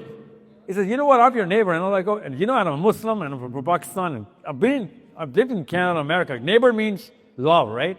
Neighbor means warmth and grace and mercy. And this guy, like, I'm your neighbor. I did not know how to do Scottish accents, so try and bear with me. So I'm like, well, yeah, and I open my arms. Naturally, right? I mean, that's what we do. You're my neighbor, oh, hey. And this guy is like, with his finger, pushing my chest back. With his finger, he's like, dude, that's trespassing here, okay? That's trespassing. Your car's door cannot open to my own driveway. And I said, what? The edge of the door cannot cross your line of the property? But he did not say it because I was brown. First mental response, I said, yeah, okay. Is it okay that I look towards your property and I breathe towards it? Is that okay in Scotland? And he said, oh, you're loitering up to me. You're loitering up to me. And I said, no, I'm not loitering up to you. I'm doctoring up to you, buddy, because that's a disease. You better not get married. If you are married, do not have kids. That's all I can tell you. And that's the line I'm going to draw from here on. Okay? And obviously he was married with kids. Something to think about, right? पता नहीं क्यों कहानी सुनाई है? You know why I told you this story? Any other guy, and I'm telling you, even my own father, because he was an immigrant, right? He would have been like, it's a brown versus white story. No, it's not a brown versus white story. It's a psycho versus normal story. It's nothing to do with color. We create our own little, conclusions out of these little things. By the way, I was told by an Englishman in England, inside a church in Bradford, to get out of his country. That's what I'm telling you. And I asked him, do you own the property I'm standing on? Because if you don't own it, even King Charles does not own England, buddy. Let alone a guy with your stature. Because if I'm on your property, you can tell me to move as many yards as you own in England, but you do not own England. Nobody owns nothing except for the property that they paid for. Other than that, I have my own liberty. I have my own liberty. You know how I got this? I got this through reading their books, their constitutions. That's what you got to give these little kids. Yes? Walaikum assalam. Sir मेरा question ये है कि एक international student अभी हम यहाँ पे first generation है तो बहुत सारे No, you're not, sorry. You're not. आप स्टूडेंट हैं. Student. You're not an immigrant. तो वो सारे आइडेंटिटी क्राइसिस ऑलरेडी हमें मौजूदा इस्लामिक में है. तो if we plan to stay in this country तो बाय टाइम अगर हमारे बच्चे होते हैं तो वो ऑलरेडी कंपनी सेकंड जनरेशन है जिससे उनमें आपके बच्चे अलाउ हैं इधर? Are you allowed to have babies if you're a student? No, longer ago they said it go on. Like, oh, yeah. So if they are British born, तो उनमें भी और ज़्यादा प्राइसेस होंगे जिसमें आपने कहा कि सेकंड जनरेशन में और ज़्यादा प्राइसेस होंगे क्योंकि मैंने अपनी आइडेंटिटी अभी क्लियर नहीं की तो how can we come up with that कि बच्चे जो उनसे हैं वो प्राइसेस फेस ना करेंगे और थर्ड जनरेशन जो है ताकि उनको वो ड्यूटी प्राइसिंग ना हो जाए उनको. फर्स्ट ऑफ ऑल आप ना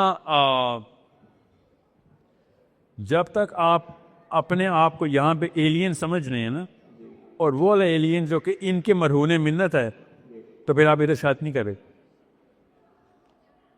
It is that simple. You're not ready for marriage of any kind. A woman being is not supposed to be dependent on you. मगर अगर आप कॉन्फिडेंस में हैं तो आप 4 शादियां करें बेशक. समझ रहे हैं? By the way, it's not just my opinion, you know. Yeah. Abu Hanifa ka fatwa hai. There's a fatwa for Abu Hanifa that a Muslim man cannot get married to a non-Muslim, which is Christian or Jews, unless Muslims are dominating that land where that girl, which is Christian or a Jew, is living. You know what? Because in the dominated Muslim land, every individual will have a higher self-esteem. But if it's in England, it's not a Muslim dominated land. So the girl who is not a Muslim will naturally have a higher esteem because she is a local there. So she's going to dictate the religious philosophy subconsciously, if not consciously, to the kids.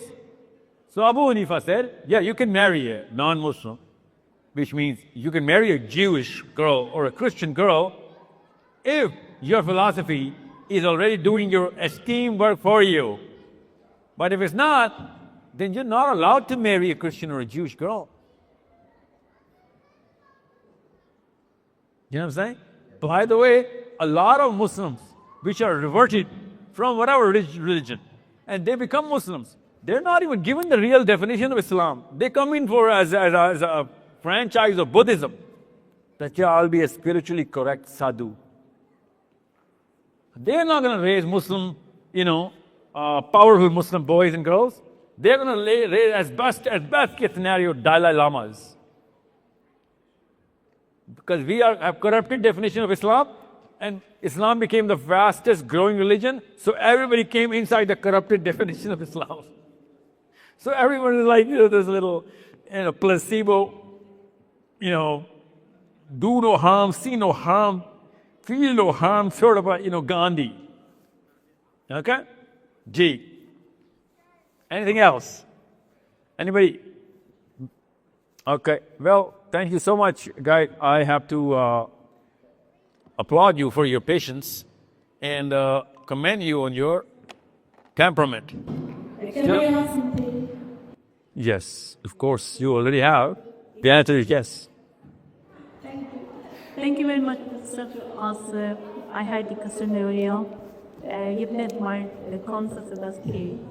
Now I have another question. In one of your program, I listened you talk about the intergalactic journeys are possible. In regard to that. In regards to what? I'm sorry, I can't get your accent. I'm sorry, you're too English for me. Sorry? आप दोबारा से ज़रा ऊंचा बोले. Regards to what? That's natural. Yes, I just want to ask, in regard to the intergalactic journeys, can you invite some books so I can get to my kids to read and for myself as well? Intergalactic journeys of who? Yeah. Of who? You want to talk about intergalactic journeys of human beings? Then read the Bible. The Bible, written by God, Bible. Right, but the group of the Bible, I think this is where you can go to the churches of the Catholic. No, hold on. You're talking about intergalactic journeys of human beings. You're not talking about faiths and principles and whatever, right? Yeah, well then it's true, don't worry. The Bible. Why would they corrupt this part of the Bible? It has nothing to do with anybody's faith. So go to the book of, go through the Ethiopian Bible as well. Go through the current King James Version as well. Okay, and you're going to find a lot more in the Ethiopian version of the Bible. A lot more. Okay, but you said intergalactic journeys of human beings. Okay, after that comes the Quran. The Quran writes about this. Okay, because physics or science does not talk about intergalactic journeys of human beings. It talks about the theory of any kind of journey to happen.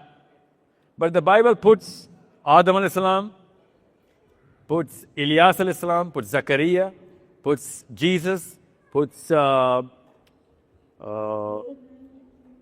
no, Bible doesn't. Quran does.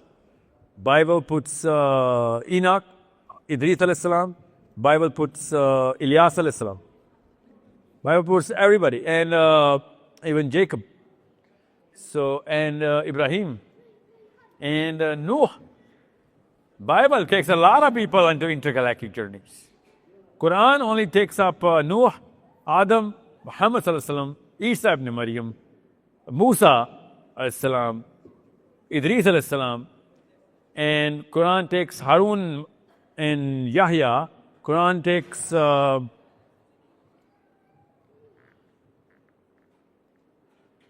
one more I'm forgetting. Ibrahim alayhi salam, yes. So Quran takes all of these into intergalactic journeys. So that's not science, that's the Quran. You said human beings. Otherwise, you want to teach your kids, tell them, go into physics and they'll understand the concepts. Okay? You know, like in this Islamic point, if you want to give a book reference. Bukhari, Sahih al-Bukhari. Okay, Sahih al-Muslim. There's very small books. You go to them.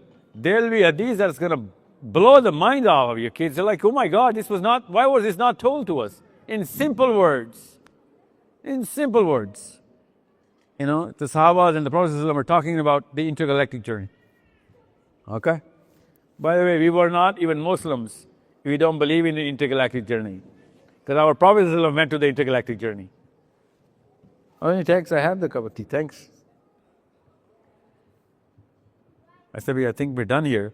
Anybody else has any question before? Otherwise, we'll just call it a day, call it a night actually. And Muslim, you need anything? Okay, we're good. Marine? Yeah, we're good? Guys, Jazakallah khair for coming. And may Allah give you the easiest Ramadan from here on. And we are about to go online with IMS UK to different cities over and over again. We in London more. We can do this sort of event a lot more times in Ramadan and afterwards. But keep an eye out on IMS UK's initiatives, because we are a small group right now, just like Dar Arqam was, just like Ashab Sufa were, just like Bait Uqba were. It starts from a small group. And I remember the first day I actually went into public speaking for Islam, I had 12 people, and I don't even know where they came from. I remember 2, and after the session, I asked them, who are these guys, man? Why are they listening to this meeting? And they're like, are you complaining? And I said, I'm not complaining. I don't want to expect something, because I expected 0. But why are they coming? So my friend said, they're just, people who just come around, man. It was called Clubhouse, okay? You know what Clubhouse is? Okay, so I started with Clubhouse. So 2 weeks later, there were 42. 1 year later, we had to stop people from coming into our Zoom meeting. It was, Zoom does not allow more than 1,000 people per room. So it's that how it starts. Only if you're persistent, and only if you are not reliant on your own capability and skill, if you're reliant only on Allah Azza wa Jal, and because there are a lot of people with million times more capability that they're going to achieve nothing. People with no capabilities, they're going to achieve a lot. They are going to achieve a lot. It's whatever Allah has planned for you. So IMS UK is something which or IMS UK, I don't know why I call it IMS UK. You guys are just IMS. Everybody's IMS. Okay? But why I'm saying IMS UK, because homeschooling UK is a product. Homeschooling is a certain way of measuring the human child's progress. We call it the conscious meter. Conscious meter is when you are going to be given an app on a website and in your cell phone where you will be rating, putting numbers of what time did your boy or girl wake up, what did he do, what did he eat, and we're going to give you a lot more data. And throughout the day, the mommies and the daddies will all be doing but plotting data about and do nothing else. We will be handling the rest of the things for the child in terms of his spiritual, physical, mental growths for his mind, body, and soul separately. And we'll be giving you those graphs, and we'll be training you first for the first 2 months. Only your mommy will be trained of how to use all of this product. And if you decide to go against the system, what kind of strength you need for these boys and girls. Because we are going to be measuring psychologically the profile, the IQ, the EQ, his personality assessment. Let me show you before we go. Right there. So we are going to go through all of this about your child. You will have all of this data about your child on everyday basis of how is the personality changing and why they're changing. What's the benefit and what to do about this. And unless you know, and unless parents are trained on all of this, you will not be able to do this. This is the data. You'll just be pressing buttons. You're not writing anything. And once you have, this is your conscious meter, okay? This is not the conscious meter, but it's going to look like this. And this is the kind of plots you're going to be getting every single report, which is going to be either daily or weekly or monthly about your child, so that you can know where is the risk now, what kind of risk I am in as a mother and as a child, what kind of risk and why. And our counselors will be connecting right away because there's an alarm, obviously, if he's in a little bit of risk. Your teachers of STEM courses will be giving data, your sports coaches will be giving data for your child, and your mommies and daddies will be giving data. And his peers will be giving data. So we are trying to raise the IQ through this model. This is our own model. And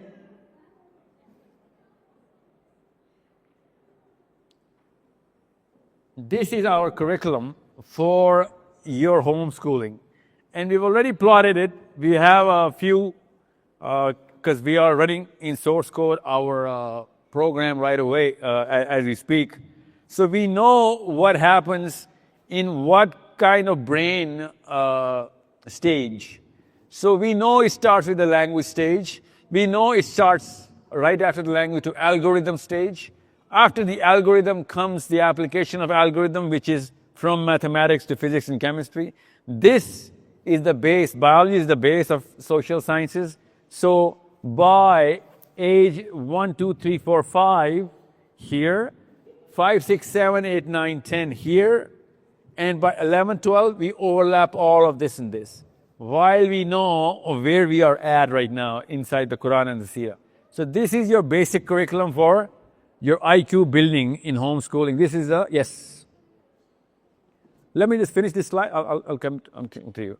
So we know how these subjects are designed over our brain. The schools don't do that, obviously. The schools are not designed to think like this. Plus, more of the schools don't even know about this. So you know what a human child goes through. First, he goes through languages. Every child went through this. Then he goes through mathematics. Every child went through this. Then he goes through astronomy and physics. And then, if he keep pushing him, he's going to go through this track. By 13th, 14th, 15th, he is naturally going to go into this, which, by the way, Hannah, is your age. You're naturally in this state right now, okay? You went through all of this, even though you didn't go through this one by one. You went through this all at once.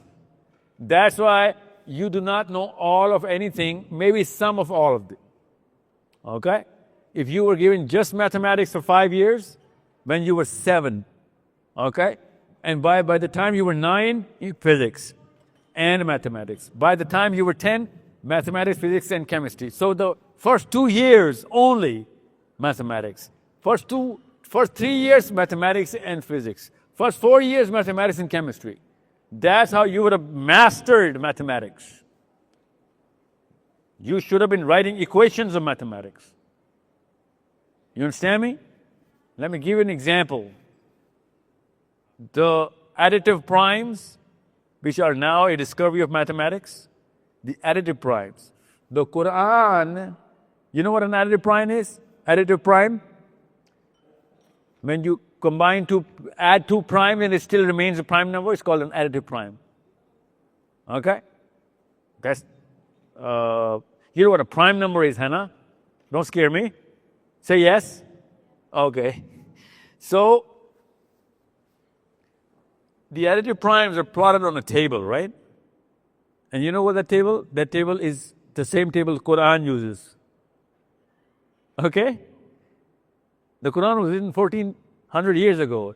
They came up with the additive prime right now, in 1983.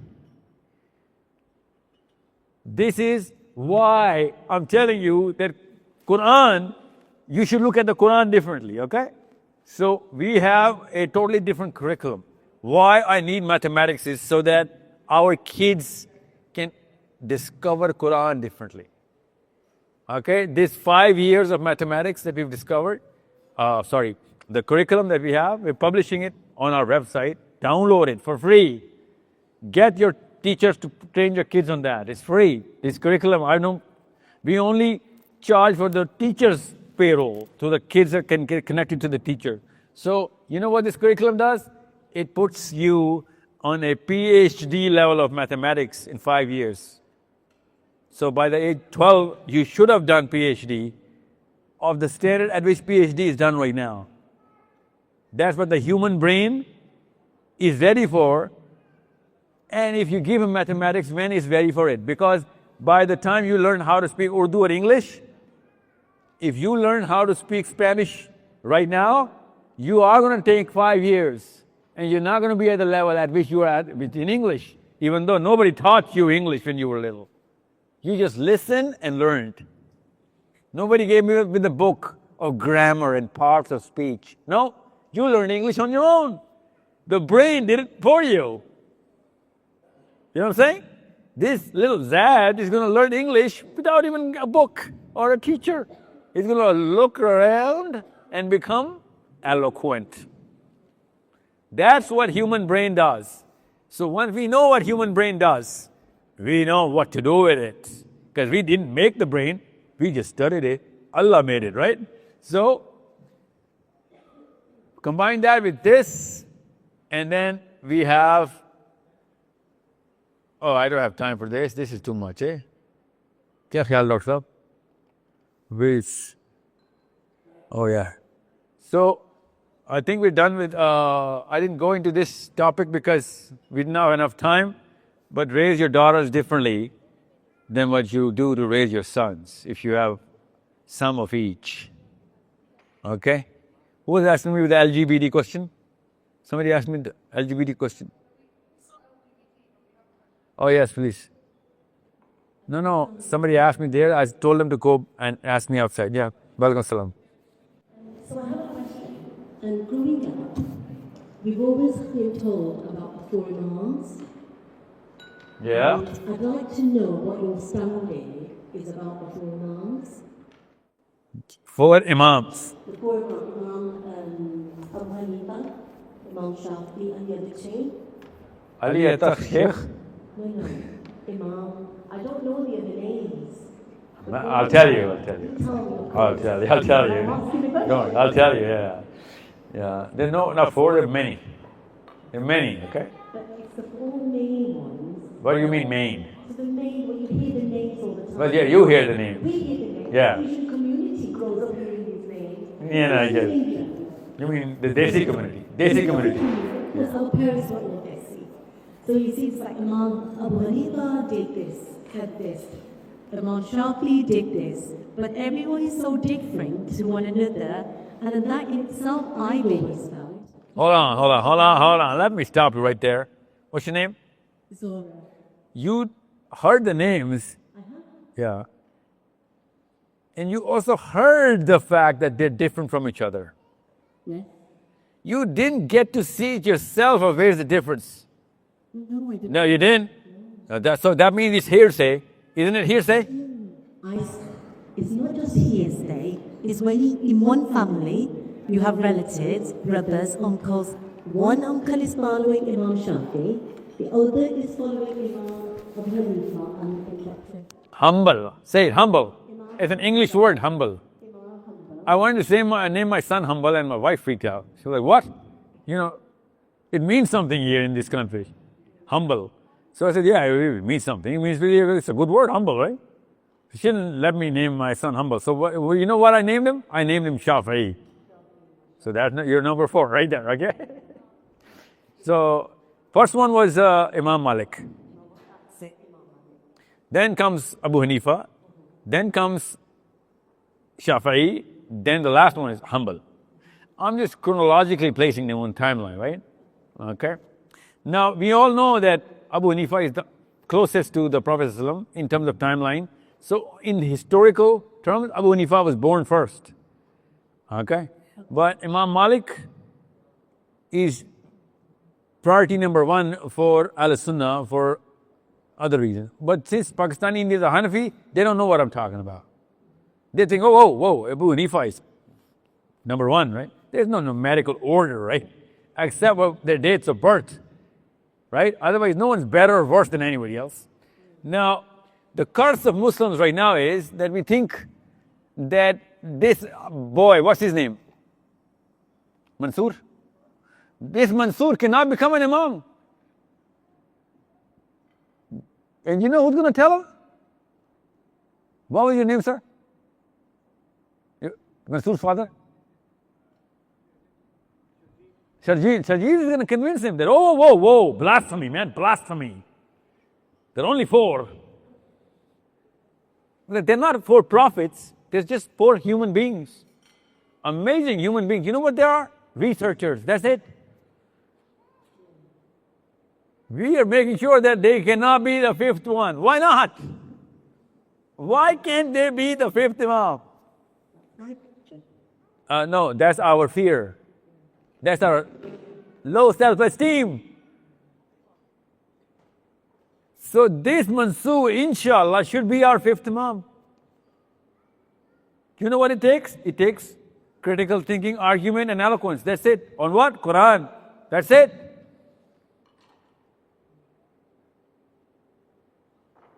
There is no rule that there can only be 4. Actually, that's it's a slap on our faces as Muslims. 2 billion of you couldn't produce one more.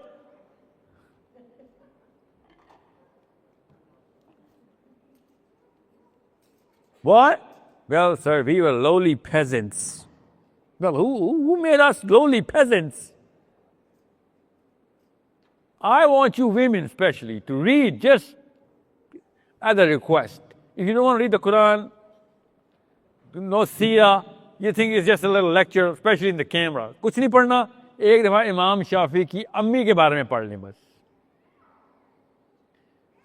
आम सी औरत, कोई नबी तो नहीं है ना, नबी की बेटी तो नहीं है ना.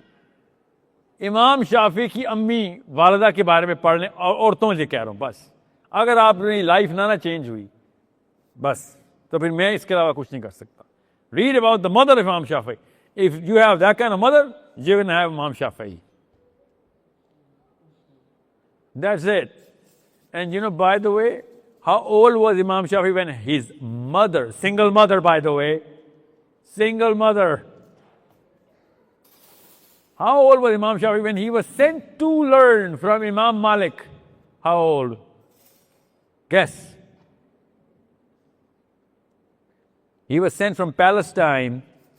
Well, at that time they were living in Yemen. So from Yemen to Mecca, Medina.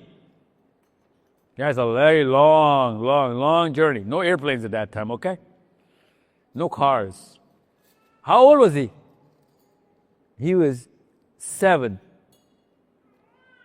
And you know, after he was 11, as Isaiah, he was 11 when Imam Shafi became what? A mufti. He was 11.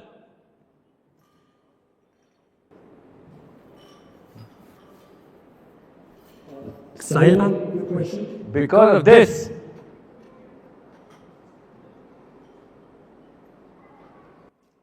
Ji. Because of his mother, he became a mufti. ये question क्या आपका? Sorry. It's different, sir. Like it's different. hold on, आता हूँ. So अभी आप में से कोई खातून, any woman, can you send your 7-year-old to let's just say NASA's space camp for 5 years? In today's security, monitoring, CCTVs, laws and policies and whatnot kind of age, still you cannot send your 7-year-olds? Really? And that woman sends in a desert on top of a camel his 7-year-old, and guys like me have to name their sons Imam after Shafi'i in 2025. Imagine that. That's what happens when real, tall, standing, erected, esteemed bears children, and their children bear fruit for the rest of the ummah. So if you want a 5th Imam, well, God gave you 3 opportunities right there. God gave me 4 opportunities. God gave everybody opportunities. We are the one who be like, yeah, you know what? सब कुछ करना, असली काम ना कर लेना. जो आखिरत वाले काम है वो ना करना, उससे पहले वाले सारे कर लेना. Yeah. जी. Yeah. So, अभी आपने तो career saying it's a well-stacked Philip spotted house that came incompetent. Do you plan to implement this to the grassroots level even in India and Pakistan? Like the Badabta today, they are connected with Shuppa. Do you have it implemented like making available for them? Yeah, 100%. It's available for everybody. Curriculum is for free. No, because a lot of those students, like the Madhya students, like I'm from India, a lot of those students, they don't even know these exist, right? They cannot afford any these things. They don't have basic technologies or, to start these online studies. No, I have a few people in Pakistan, Rashkai and Lahore, in one more place. They are trying to get my source code academia physically structured so that madrasa kids and people cannot afford, they can come in and... I do not know about that in India, but someone in India wants to do that, by all means, I'm as available to Indians as I am to Pakistanis. I'm not a Pakistani first, I'm a Muslim first. It doesn't matter whether my Indian Muslims or Indian human beings are as dear to me as Pakistanis. Just because someone is a Pakistani doesn't make him closer to me. You know what I'm saying? There is no, Pakistan or India has absolutely no identity in my heart or my mind. Islam is. So how do we get in touch with you or your team in order to participate or in any fashion in the classes or you will meet? Sorry, can you say that again? So how are we get in touch with you or your team to make this available at the classes? IMS. Contact them, they contact me. Don't worry. G. Yeah, I had a few questions. Somebody was popping up, but okay. Go on. Yeah. I feel like you're going to say something quite valuable about the difference between raising a daughter and son. Could you continue on that? Yorkshire is kind of had to be from Yorkshire, innit? Innit?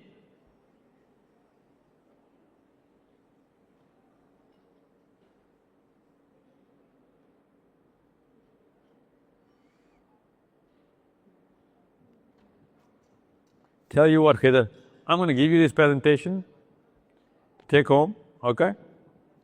And I want you to go through, because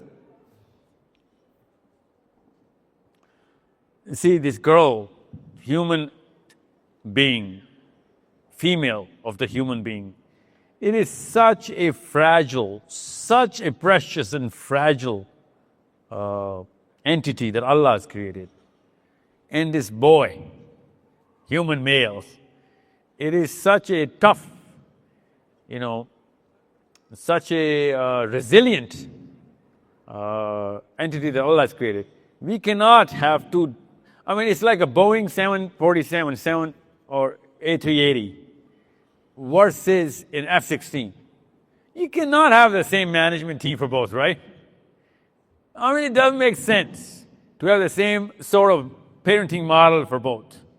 So one of them is harnessing this factory of estrogen. She is full of empathy, and she's full of raham, and she's full of love and mercy. This woman, this species, this entity is going to change the planet and color it with, warmth and forgiveness. People are going to come to their full potential because of this model. This is a totally different spectrum. Her psychosocial spectrum is so different. If I tell you the brainwave, if I tell you how the brain works, if I tell you where these things are changing, if I tell you what part of the brain is absolutely non-existent compared to the contemporary male, you will be like, sir, we should have known this when we were in school. Forget about marriage and having kids and raising daughters and sons. No. We should have known this so that we would have treated our contemporary differently. Okay? In my emotional intelligence class, I go through an exercise of how cats, they see the world. And they see it differently. Cats have a totally different set of eyes, different works. It works differently. And once people go through how cats look at the world, it's a different color. And then how different animals look at the world. That's when I tell all the women to understand that the way you look at the world is a different planet altogether. We don't live in the same planet. Human males are in a totally different. We see a car passing by, we think different things. Something else goes through our mind. You go through a totally different thing. You look at a house, you look at a child, you look at any event. A woman is going to go through a totally different set of pictures in a movie. Or a man is going to go through a totally different thing. Well, we know that. And still, we treat them the way as if, because most of the machines, most of the things are made by men. Hell, even from hospital beds to blood pressure monitoring, heart rate monitoring. You know what? They're designed for men. Not women. They're not separate machines for women.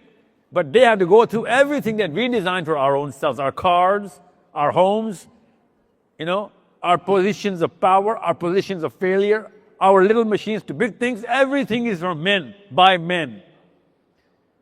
I get it. Women should have been a way bigger part of all of this and coming up with their own machines too, right? Inventions and everything. You didn't. But you need to understand, this was a different species altogether. They should have enjoyed this planet a lot more. They would have put a lot more benefit on their side of the ledger.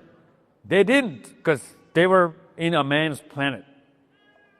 So you're going to have a daughter one day, inshallah. That's when you're going to realize, oh my God, that's a different species altogether. It's only when I had my own daughter that I found that out. Otherwise, I was not trained to think about a girl as such a precious and fragile thing. Balanced to perfection. And we're making her carry the load of her husband, her father, her sons, her brothers, her mother, her sister, her daughters. She's doing stuff which is not even 1% of her duty in Islam or science. That's why most women are going through the problems they're going through. That's why she is going through issues which she can't even handle. Hence, she's not going to be a perfect mother. Perfect. She can't even be a proper mother. She was damaged when she was 6, 7, 8, 9, 10 by her own mother and father. By putting her expectation and loads, which was not even her business. And by the way, our sons never get the load that they're supposed to carry. Because their mommies are trying to carry their burdens as well. So they become little mama boys. Biologically men, psychologically boys. Man-child disorder, I call it.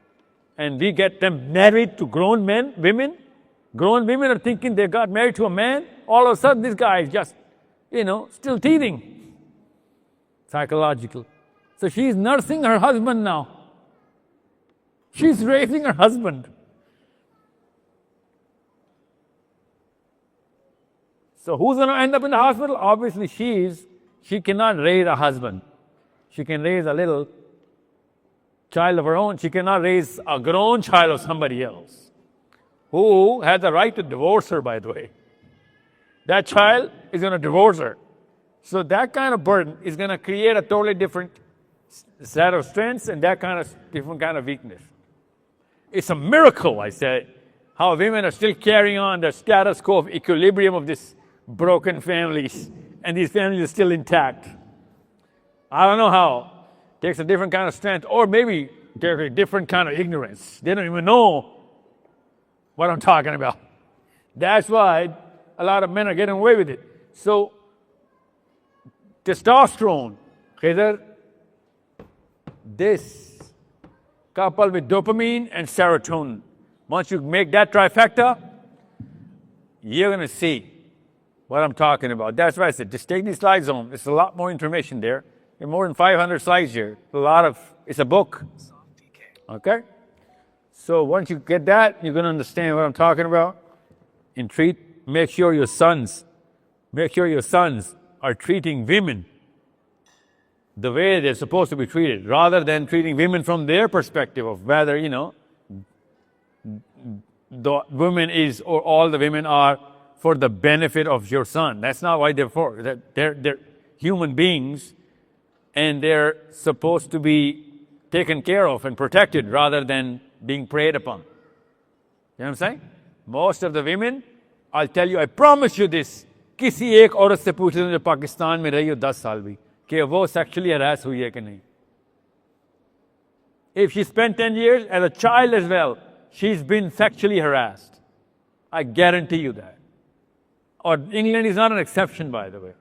Either you put her in any job, in any profession, I guarantee you she's sexually harassed. Imagine a planet when you walk out Khidr and everyone starts staring at you. Imagine a planet where they want to touch you. We can't imagine that. We're men, we can't imagine that. And that's the planet that our daughters, wives, and mothers and sisters are living every day. Imagine that. It's a totally different requirement of carrying your self-esteem then, isn't it? So, what I'm saying, look at the planet, what they got. Look at the planet that we got. And imagine the guts that we have to treat them on equal grounds. Sorry, that's arrogance. That is arrogance. I know. I was sensing it. Yes. Assalamualaikum sir. मेरा question है कि routine rituals individual focus और personal belief से निकलने के बाद अगर आगे हमारी जनरेशन स्पेशली अगर कुछ करना भी चाहते हैं तो पेरेंट्स उसको अलाउ नहीं करते, रोक देते, तो एहतराम में रह के पेरेंट्स को कैसे समझाई जाए चीज़? जैसे किसी मोहल्ले वाले को समझाई जाए चीज़। एहतराम तो आप कभी भी नहीं छोड़ सकते। You're Muslims, you have to be courteous. What if they disown us? We say कि हम disown कर देंगे अगर आप आगे बढ़ते हैं इससे। डिसोन हो ना, आप ब्लैकमेल हो नहीं, पैसों की पूछे करी थी आप, डिसोन होने में क्या है? You think there is no price for righteousness? Well, no, I'm sorry. The only thing that's going to cost you is righteousness. बाकी सारा कुछ फ्री मिल जाएगा, righteousness के ऊपर पक्की खाएंगे आप। Right. If you're not bruised, battered, or bloody, I'm sorry, you're not a Muslim activist. Okay? You're not. You could be a great Buddhist, amazing Buddhist. Okay? But you cannot be a Muslim activist. Okay, guys, assalamu alaikum wa rahmatullah wa barakatuh. Any last question anyone has? Please write them down. You have a question? Okay, last question from the lady, please. This is the last one, lady.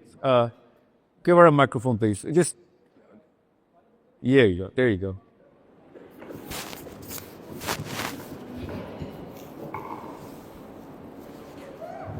Thank you.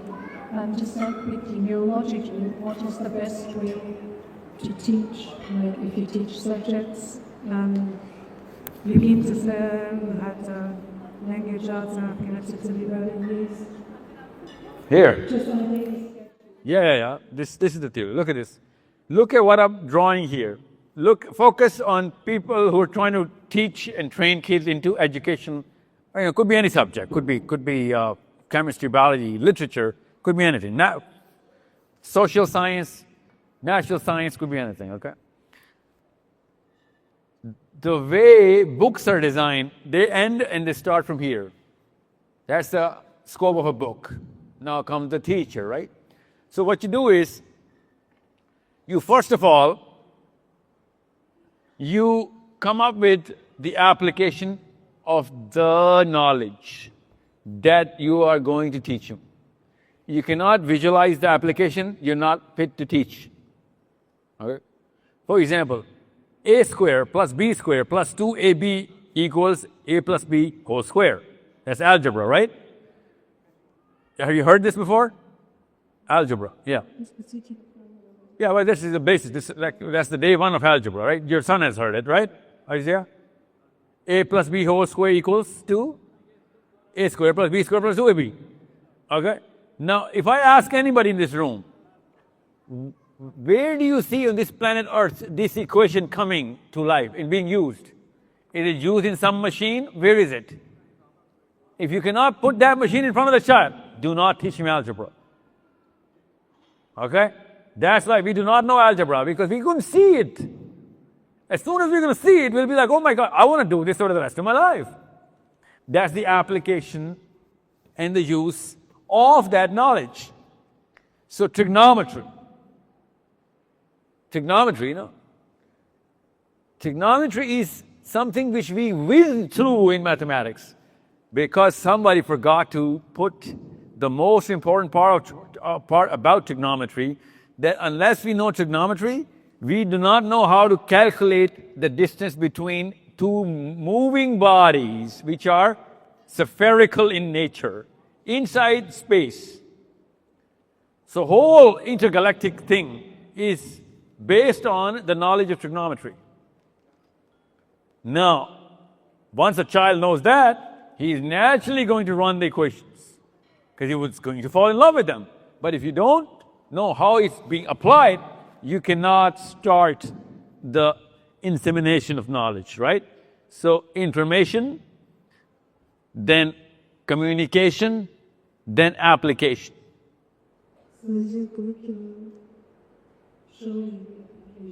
Yeah, we only start with the application. It's called projects. It's a project-based learning, okay? That's what I actually do. You Yeah. So, for example, mathematics. We don't call it grades and classes. We call it 60 projects. You can do any of the 32. Once you've done 32 projects, because that's the application, right? And you have to do it on either MATLAB or Python, the computer language. So the child, we train them into computer language, the Python, because cannot do that on paper in such a short amount of time. So when he does 30 projects, he's done with the curriculum. can parents teach such curriculum themselves? Yeah. No, you can hire any teacher online, don't worry.